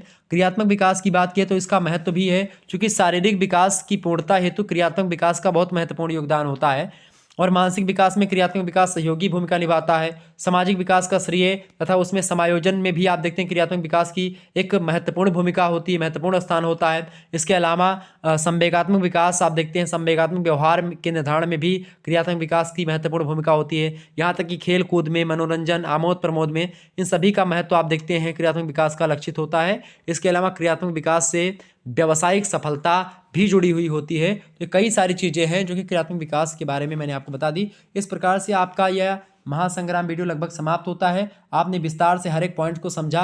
लगभग यहाँ पर हमने 53-54 प्रश्नों के बारे में और भी तमाम प्रकार के पहलू जो आपको नहीं पता थे उसके बारे में चर्चा करी। और यह वीडियो आप लोग लगातार देखिएगा और अपने समस्त सहेलियों के पास ये शेयर कर दीजिएगा। जैसे आप अपनी सहेलियों को सारी बातें बताती हो वैसे ये वीडियो भी अपने सहेलियों को शेयर कर दीजिएगा, ठीक है। ये चूँकि जो मैं खास करके जो लड़कियाँ होती हैं थोड़ी सी और ज़्यादा वो होती हैं कि भाई अगर हमारी सहेली पढ़ लेगी तो उसको मतलब भेजना नहीं चाहते तो आप भेज दीजिएगा एक बार। थोड़ा सा माफ़ कीजिएगा अगर आपको बुरा लगे कोई बात का मेरे, ठीक है। बाकी आप शेयर कर दीजिएगा, ओके। सभी दोस्तों के पास अपने जितने भी आपके जो है दोस्त हैं सभी को शेयर कर दीजिएगा। आपके घर में जितने फ़ोन्स हैं उन सभी मोबाइल फ़ोन से आप चैनल को सब्सक्राइब कर दीजिएगा और बेल आइकन मत प्रेस करिएगा दूसरे फ़ोन से मम्मी पापा के, बाकी उन पे नोटिफिकेशन आ जाए, बाकी सब्सक्राइब तो कर दीजिएगा, ठीक, ओके। चलें फिर मिलते हैं। इसके अलावा सोशियोलॉजी का महासंग्राम वीडियो आपने नहीं देखा तो देख लीजिएगा, आपकी परीक्षा की दृष्टि से बहुत महत्वपूर्ण है। इसका पार्ट 1 आ चुका है सोशियोलॉजी का, पार्ट 2 इसका बाकी महासंग्राम का देख लीजिएगा। इसी प्रकार से हमने सोशियोलॉजी का, पॉलिटिकल साइंस का, जियोग्राफी का, ठीक है, अन्य सब्जेक्ट का सभी का बता दिया, तो आप लोग आसानी से उसको देख करके आसानी से अपनी तैयारी कर सकते हैं। और महासंग्राम वीडियो, मॉडल पेपर, ऑब्जेक्टिव का भी, लिखित का, सभी का अवेलेबल हो चुका है। चैप्टर वाइज वीडियो भी प्रोवाइड करवाए थे, तो आप प्लेलिस्ट में जाकर के सारी चीज़ों को समझ सकते हैं। धन्यवाद, मिलते हैं नेक्स्ट वीडियो में। तब तक के लिए बहुत बहुत धन्यवाद सभी का हमारे से जुड़ने के लिए, okay. Good night all of you.